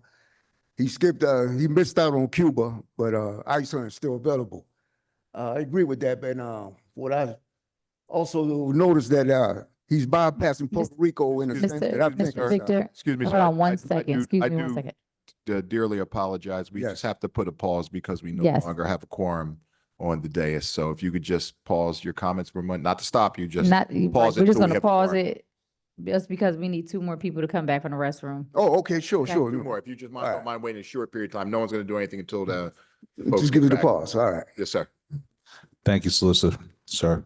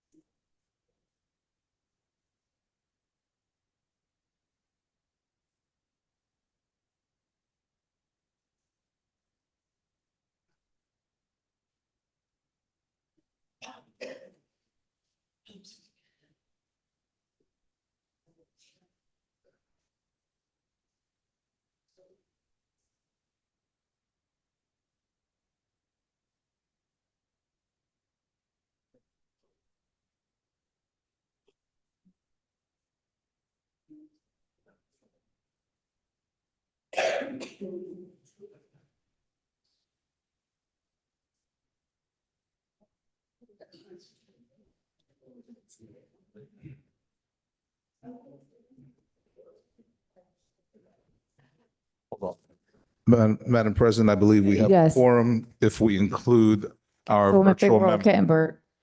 So, Mr. Irizarry, go right ahead. All right, thank you very much. Two things that I'd like to say is, one is with the takeover of the great white owl that I call him as well. President Donald Trump is how he's planning to taking over the Western Hemisphere, and I say already bypassed Cuba, I believe, but actually it's still available. What he has left out is Puerto Rico, and being that Trenton is, to me, it was one of the Puerto Ricans of Trenton, one bit well, a pioneer people that broke in the East Coast, where my people, my grandfather used to migrate Puerto Ricans from Puerto Rico and help establishing a place called King's Farm, and from there they stretched out over across the United States. My point is saying that he made a comment, and one of his associates made a comment towards Puerto Rico, called it garbage state or something like that, or garbage lands. And he has yet not even mentioned it in his plan of how he is going to deal with it, as far as he's going to force their hand to become statehood, or let it become stay a Commonwealth, which I don't think. I think that it's going to be a squeeze play where he's going to eliminate the Commonwealth and make them decide whether they're going to be independent and controlled by someone else other than the United States, or force them into statehood. I understand that at one time when they wanted to be independent, they wanted to emulate their politics according to Canada, and Canada is like an off branch of the British Empire or Europe, which he is not pleased with. And therefore, now that he's planning on taking over Canada, again, that does not give a good opportunity to Puerto Rico to really decide whether they want to be independent or statehood. I think he wanted to force the hand to statehood. Along with, and then again, the Puerto Ricans, Trenton, New Jersey, they end up being recognized too much any longer as a population other than melted in or hidden away in what is considered Hispanic or Latinos. I'm gonna put that to the side. And along with, I got interested, Councilwoman Williams over there one time was saying, and I started looking up into it. It says that more than $6 million are collected from a cannabis tax that has been sitting unused, even though the state's cannabis agency has since spending recommendation to the legislature for 3 years. The millions in revenue collected from what's called the social equity excise fee has been accumulating since recreational cannabis sales began in 2022. And the tax is paid by cannabis cultivators, and the revenue is intended to be used for the projects in towns impacted by the war on drugs. That's Trenton. Now, as I was coming here today, I saw a man in a wheelchair and on Warren Street and Bank Street, and I spoke to him. I said, "I see you on a job," and we laughed at it a little bit. I gave him $20. What I'm saying is, it's going to be below freezing, I think, tonight and several in the next few days. And I understand the law enforcement, like I'm hearing also, well, I'm saying law enforcement already they're overloaded. And with the overthrow of America, what Donald Trump is doing, and I agree because I'm an ex-soldier, is that he wants to protect the Western Hemisphere, which I agree with. Well, he should calculate in South America as well, and that'll cover that. In a little part of Africa, West Africa. Now, it's going to get violent, crime is going to go up, and you can't blame law enforcement because they can't do so much. And I'm also on the way here, I understand that up in New York, there's a prisons, prison guards are walking up the job because unsafe working conditions, and the governor is contemplating sending the National Guards within a few days if they don't go back to work. So I'm saying, where's the money that's supposed to come to Trenton, like Ms. Williams said, so we can get people off the streets, or make safe houses or boarding houses for people, for the homeless, or do something with that money, and I'm these boarded houses up so they can get in. At least they're gonna hustle up, have somewhere to run into and come back out, and not be arrested or die in the streets from freezing conditions. That's my concern for tonight, and thank you. Thank you, Mr. Victor. Christy Huff. I believe she left. Oh, okay. In that case, Madam President, I do not have any other individuals listed for public comment this evening. It's your wish, you can start with any council member for civic comment. Right, before we start, I just wanted to ask if B.A. Richardson would be able to come forward just so that we can give some clarity to 25-030 from Mr. Dixon. If she's able to come forward. Thank you, Ms. Richardson. That resolution, I'm sorry, Council President. Yes. That resolution was pulled the last time tabled. Because some members of the council requested some information. To my knowledge, we did not provide the information that you needed. And we also did not submit the resolution we didn't resubmit the resolution. So my apologies, and to Mr. Dixon. I really don't know the reasons, but I know that we didn't provide the information or resubmit the resolution for this docket. Thank you, Ms. Richardson. So just for clarity, Mr. Dixon, we apologize that it was an oversight and they felt like the responses weren't given to us in the appropriated time, but we will make sure that it's on for March 4th, the first meeting in March. Okay. Thank you. Mr. Garcia, for civic comment, we can begin with Councilwoman Williams. Certainly. Thank you very much, ma'am. I appreciate it. So I'm glad we cleared up. Thank you, B.A. Richardson, for clearing up situation regarding Mr. Dixon and that particular resolution. And Ms. Stratton, just want to say, we're all very sympathetic to your plight with parking. It's a terrible situation throughout the state. I'm going to talk about some other issues even tonight, and I hope it can get rectified if you've talked to zoning regarding parking, and perhaps maybe a variance could be worked out. Maybe, maybe not, but at least that's an option. So first thing is tomorrow night is our Northwood Citizens Police Advisory Council meeting at 5:30 at Galilee Baptist Church, 440 Martin Luther King Boulevard. If you live in the Northwood, have business in the Northwood, please join us to discuss community police issues with our police department. It's very, very helpful. The Trenton Community Street Teams come, as well as representatives from other organizations, including Capitol Health. So I hope to see you there tomorrow night, and please spread the word, because there's a lot of community meetings that members on council have each month to try to communicate and make our city better. So regarding street sweeping, I did send an email about this, but there's a situation on Carroll Street on the odd side of Carroll, running from across from the rescue mission towards the federal courthouse. Signage is a bit confusing, so I'd like to speak with, have the administration take a look at that, about why street sweeping isn't occurring on the odd side of the street, and perhaps there might be some confusion on not, why the street sweeper is not actually showing up, but it's very, very important. And it's a good, thriving neighborhood, longtime homeowners living there.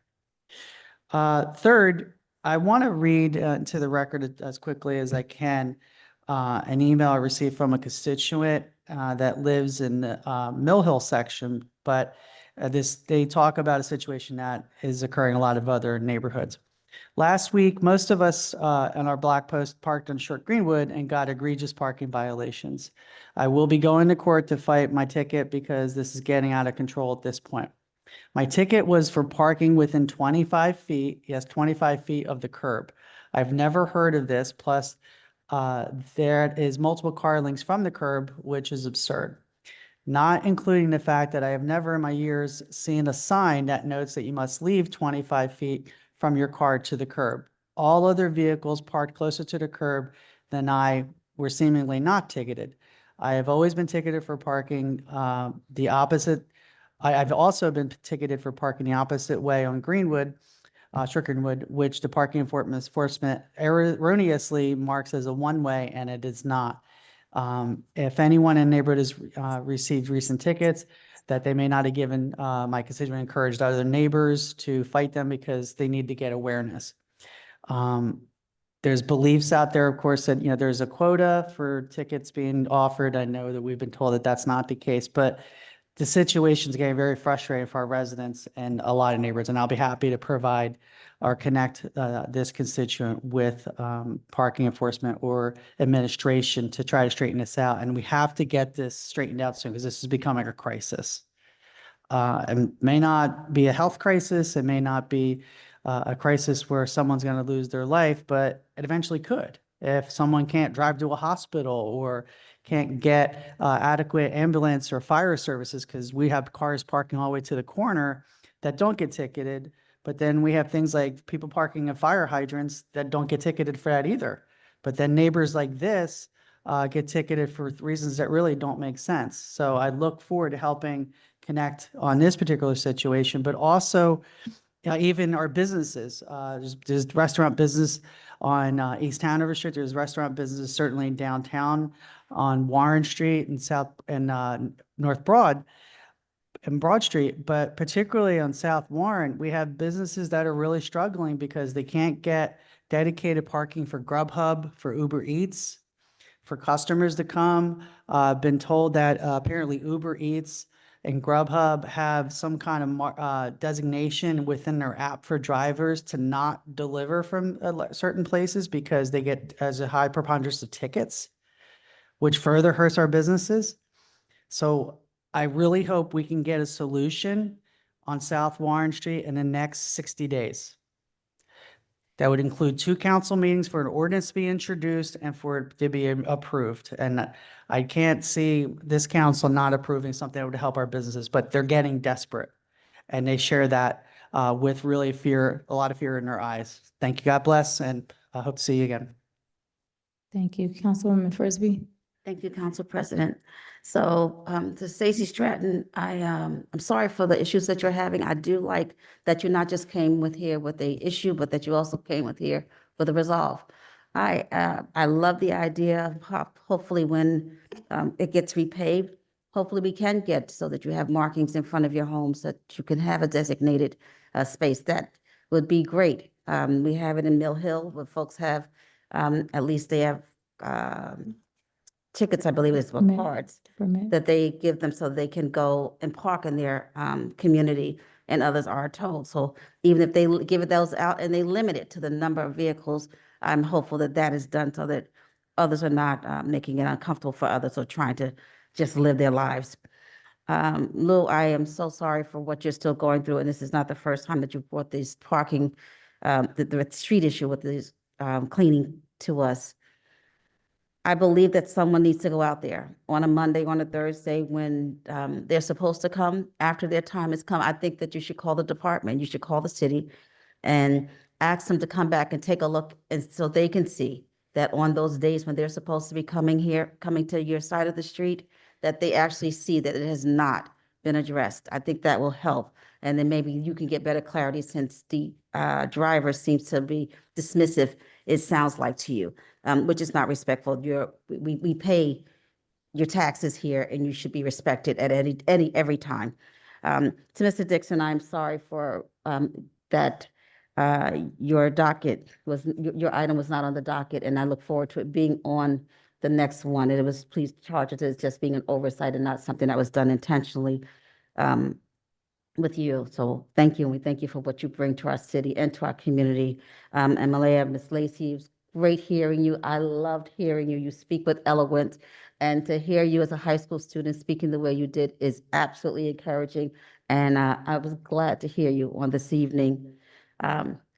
Jeff left already, so we'll deal with him. But I wanted to say thank you to our departments, the salting that was done this past week, with these past few storms that we've had.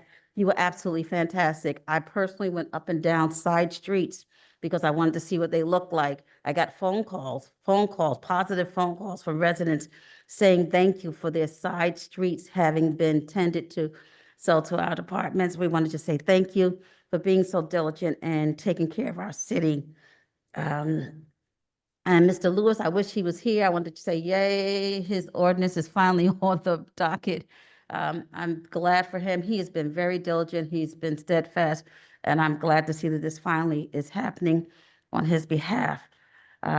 Outside of that, I ask you to pay attention to the bulletin boards that you see when you're leaving City Hall. There are a lot of announcements that are going on, a lot of things that are going on in the city, from the Easter egg hunt that is going to be at Cadwalder Park to the Trenton unveiling of the treasures, which will be at our West Ward Community Center, and so much more. There's a lot going on, so please just be mindful of what's going on. To our directors, I just want to say thank you for all the work that you put in behind the scenes, in front of the scenes. Your departments are absolutely kicking it out the park. Everybody is not going to say thank you all the time, but I just want you to know that you're making a difference, a positive impact in our community, and we are appreciative of you. To our BA, Richardson, thank you, just thank you for all that you do, for always being at the ready at your post.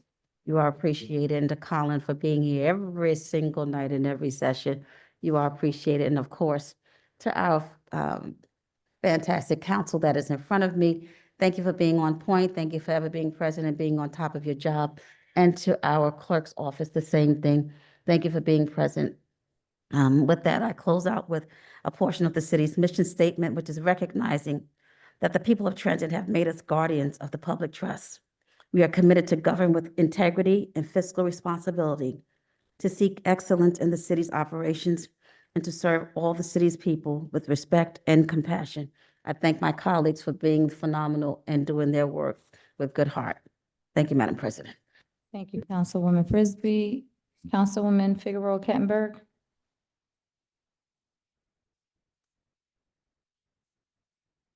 Just lost. Am I unmuted now? You guys hear me? Okay. Just a few things, apologies for not being there in council tonight. Councilwoman Figueroa, can you come closer? We can't hear you. Okay, can you hear me now? Yeah, you Now? seem like you're in a You guys hear me? distance. How about now? No. No? I have the volume all the way up. I can't hear. Is it because? All right. We'll guys come hear me? back to Councilwoman Figueroa Kettenberg. Madam President, Uh-huh. may we try something technically real quick? Sure. Go ahead.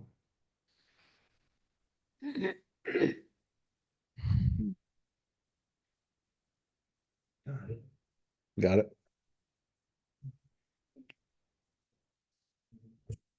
Very well. I'm sorry, Madam President, if you want to go to your next council member. Councilwoman Feliciano. Yeah. Thank you, Council President. Good evening, everybody. Thank you for being here with us tonight. To the council, thank you for a very robust meeting, right? Thank you for compromise and for collaboration, and for leadership. I would like to express to the young lady on Bismarck Avenue, sorry that the parking is still an issue for you. I do like the idea about the markers.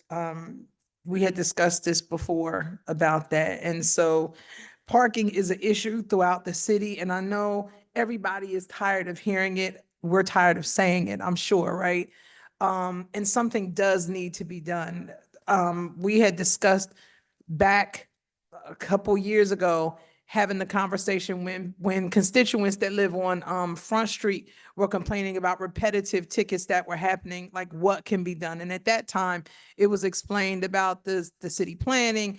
And as I've said, like at one time, the people that plan the city, they figured this in this area, they have this many cars, or these people could walk, or these people could catch a bus, and all of this and that, right? Well, the city has changed. And so while with that change, would have to come a survey of the city to figure out what is going on, right? And then to see how signage and everything can be changed. It's just something that we need to do, right? Even if we pick section by section, we have to start somewhere, and we can't keep putting it off because nothing is changing. And when we had people that came before us that were living in apartment buildings that couldn't park in front of their house, or they were afraid to leave that car by a certain time because they were going to get a ticket because they weren't supposed to park there in front of the house at a certain time, it baffles the mind, especially when we have people that are paying taxes, people that are paying rent, people that are living here, and we promise them a good quality of life, right? That's our mantra. We want you to have a good quality of life. While I understand that they have to issue parking tickets when you violate the law, I understand and I respect that part of it. But then as a city, we also need to look now and figure out how can we correct some of these things so that we can uphold our end of the bargain as well. And so I'm hopeful and sure that we'll be looking into alternative solutions to try to help figure this out, be it a parking permit, be it a space marker, whatever it is, right? And then talking to zoning about what your dilemma is. If people are coming to the table, as Councilwoman Frisbee said, you come with solutions, then we need to start listening, because it seems like, internally, while everybody has their ideas of what will take a priority, and I think that we have wonderful staff on deck, or people in position.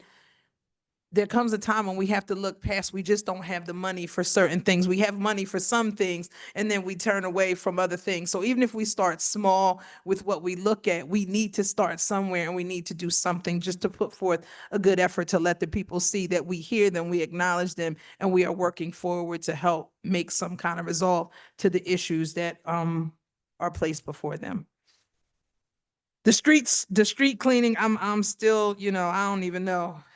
They put the signs up, the sweeper is coming, they ain't there, yet people still get tickets. I don't understand how you get a ticket if the street is not coming, right? So there needs to be something done about that. Y'all know you're not going down the street, then stop giving the people the tickets until you fix the machines and you're going down the street. I mean, to me, that's just an easy fix. I don't know, but that's just me.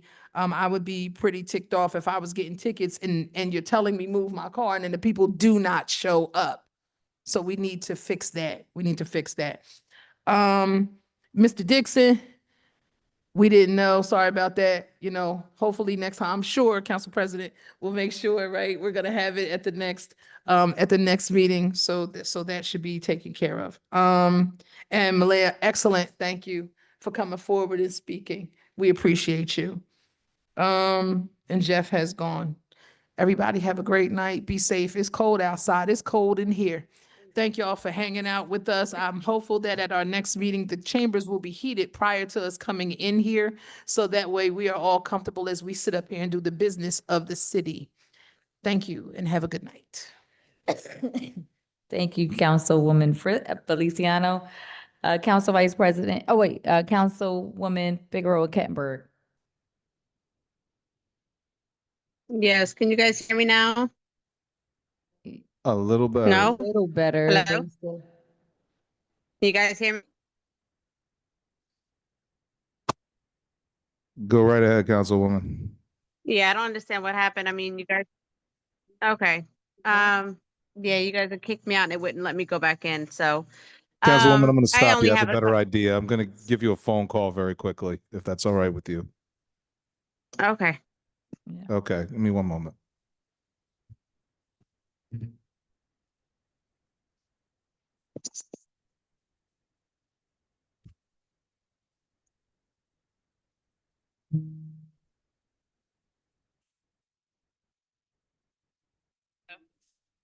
Can you hear me? Yeah, I can hear you guys fine. Okay, go right ahead. Okay. Yeah, I don't know what happened. You guys kicked me out of the meeting and then, I mean, you guys could hear me the whole meeting until that point, so I don't know what happened. But anyways, I have a lot. You know, thank everybody for bearing with me and staying home. I needed to stay home tonight, obviously. But the only comment that I have is about the street sweepers. Thank you, Mr. Brady, for bringing that up. I know that's been an issue for you, but it's been an issue around the city. I've been dealing with it for many, many, many months. I mean, going on past a year. I am having a meeting that I set up some time ago with the administration, with Public Works. That meeting is tomorrow. So if anybody has any questions, please email me your questions so that I could present them at the meeting tomorrow regarding specific to street sweepers and sanitation. And I will have them addressed and I will get that information out to the public as best that I can as we are moving to try to find solutions. I agree with Councilwoman Feliciano. We shouldn't be ticketing anybody for not moving their vehicle if we're not getting a street sweeper coming down the street. That is happening far too often, and there's way too many streets that are not being touched and have not seen a street sweeper whatsoever.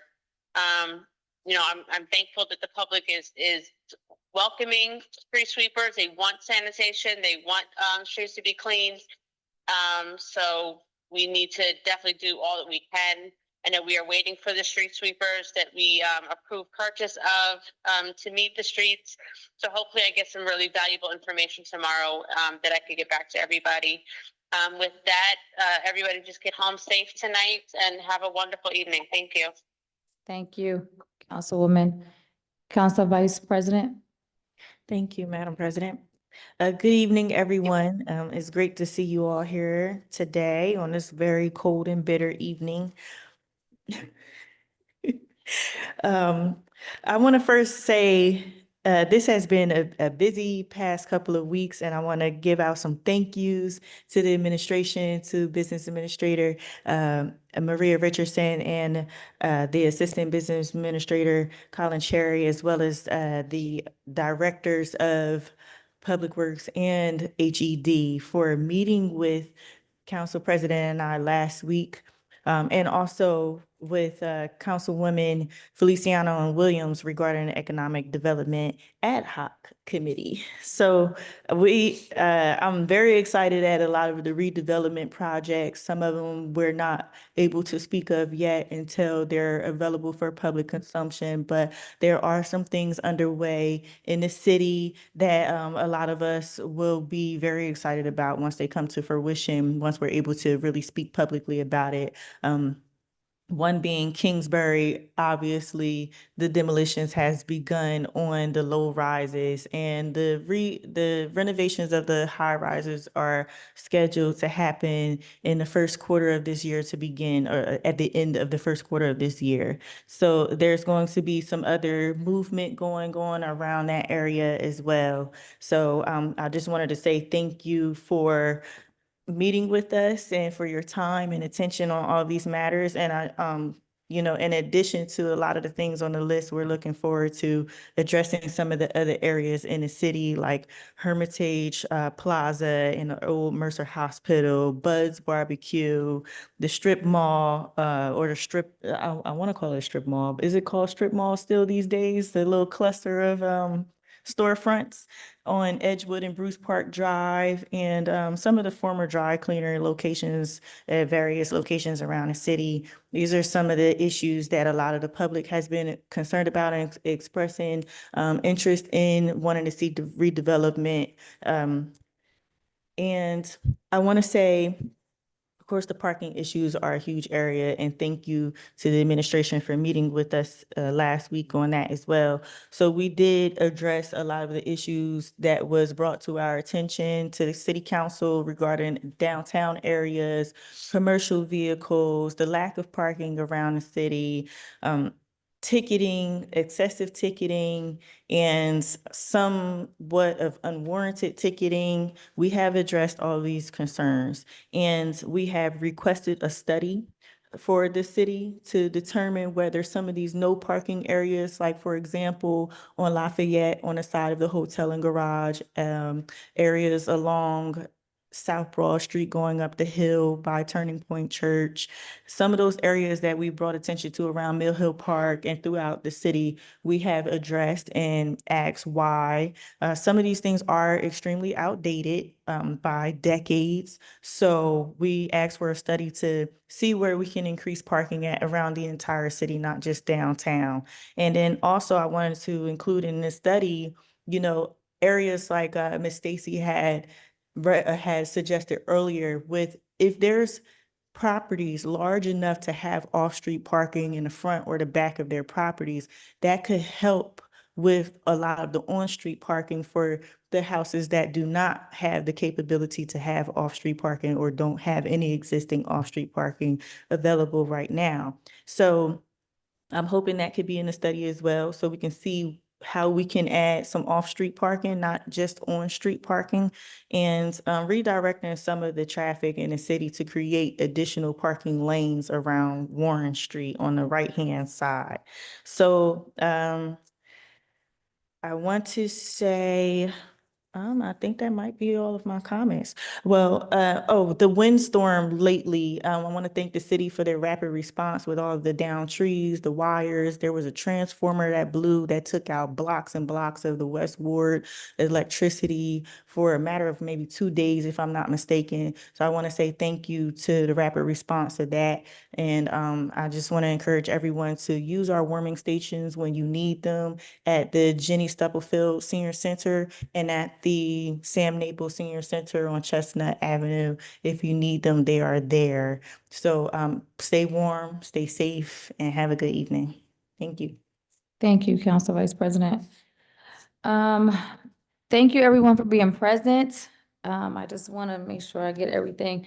First, I want to thank, as stated before, to B.A. Richardson, our mayor, and our administration for addressing a lot of the emergency issues that happened over the last couple of days. And I know we had a roof come off. There was a lot of things going on, so I just want to say thank you for addressing those. Quickly, to Ms. Stratton from Bismarck, as stated, also, I apologize for that. I know it's a nuisance that you can't park in front of your own home. I know, as Council Vice President stated, she and I had just recently met about some of the solutions that we can do, addressing and trying to amend some of our ordinances, trying to figure out ways to find some type of resolution for our residents here in the city of Trenton. I know we all have been working on it because it's just been a pain for not just you all, but for us also. But just know that we are trying to find ways to do it legally. and make sure that it's set in stone as far as ordinances are concerned. To Mr. Elijah, again, we want to apologize for that oversight. We'll make sure that that's on March 4th's meeting. To Mr. Ozario, really quickly, I just want to say that the term that was used by the Trump supporter was island. Puerto Rico was an island of garbage. So I was hearing you when you said, I know you couldn't figure it out, but that's what was said. And just sending out some prayers to Cycle Kings, Mr. Brown, also to the McCoy family who also lost a loved one. I want to thank our council vice president for leading the meeting in my absence on February 4th. Thank you to my colleagues and to the clerk and everyone just for having grace for us as we all are diligently working and we're all catching things that we may have missed. So I just want to thank you all for that, as this is a new role for myself and our council vice president. So there may be some mistakes, but I want to thank you all for everyone doing their due diligence. And then just also just for the public, just to know that sometimes you may not hear all of us ask questions, and that's just because of questions that are submitted prior to this meeting to our administrators, and then they provide responses to us prior to getting to the council. And I know that has been stated in the past from our previous council president, but just wanted to reiterate that so everyone is aware that sometimes you may not hear us ask questions throughout the meeting, and it's only because we've already received those responses prior to. And just another couple of quick announcements. For Black History Month, happy Black History Month, because I wasn't here at the beginning of the month, but we have a couple of shout out to the city of Trenton for doing their Black History Month also earlier this month.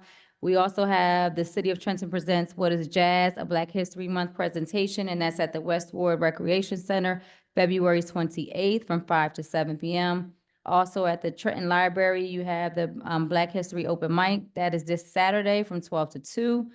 And then also the Trent House will have 4 centuries of African-American soldiers, and that is this Saturday also from 10 a.m. to 4 p.m. And I also want to shout out, of course, my beautiful sorority, Delta Sigma Theta Sorority Incorporated, for hosting a beautiful Black History program for our children this past Saturday. I believe that is all my announcements. So I just want to say thank you all for being here this evening, and thank you to our administrators and our clerk, as always, and George, for being present with us this evening.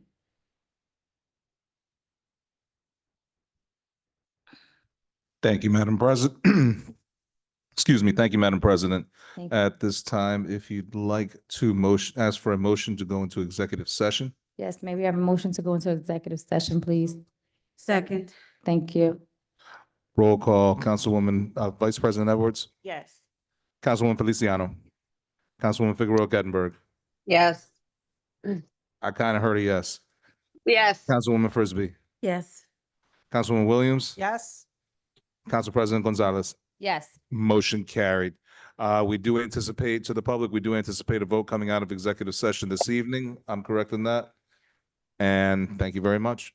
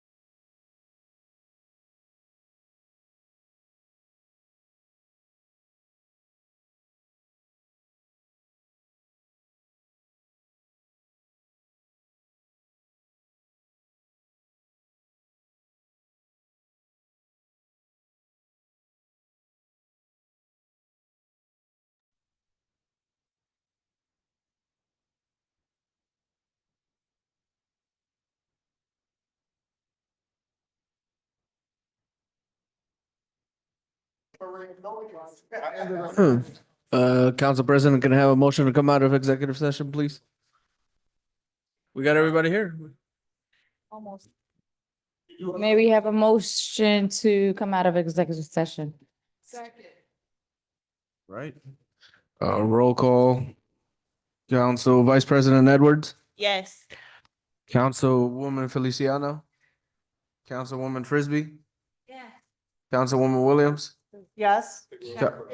Is she still here? Yes. Councilwoman Figueroa Kettenberg. All right. And Council President Yes. Gonzalez. Yes. All right. And Council President, could I have a motion to adjourn this meeting? Vote. Oh, yeah, there is a vote. Oh, we have two votes. May we have a motion, to approve 25-071? So moved. Second. Frisbee. Councilwoman Vice President. All right, Council Vice President, Yes. Councilwoman Feliciano, Yes. Councilwoman Figueroa Kettenberg. 49. I got it. This is resolution 25-071. Okay. Councilwoman Frisbee, Yes. Councilwoman Williams, Yes. and Council President Gonzalez. Yes. Motion carried. What's the And next one? may we have a motion to approve 25-049? So moved. Second.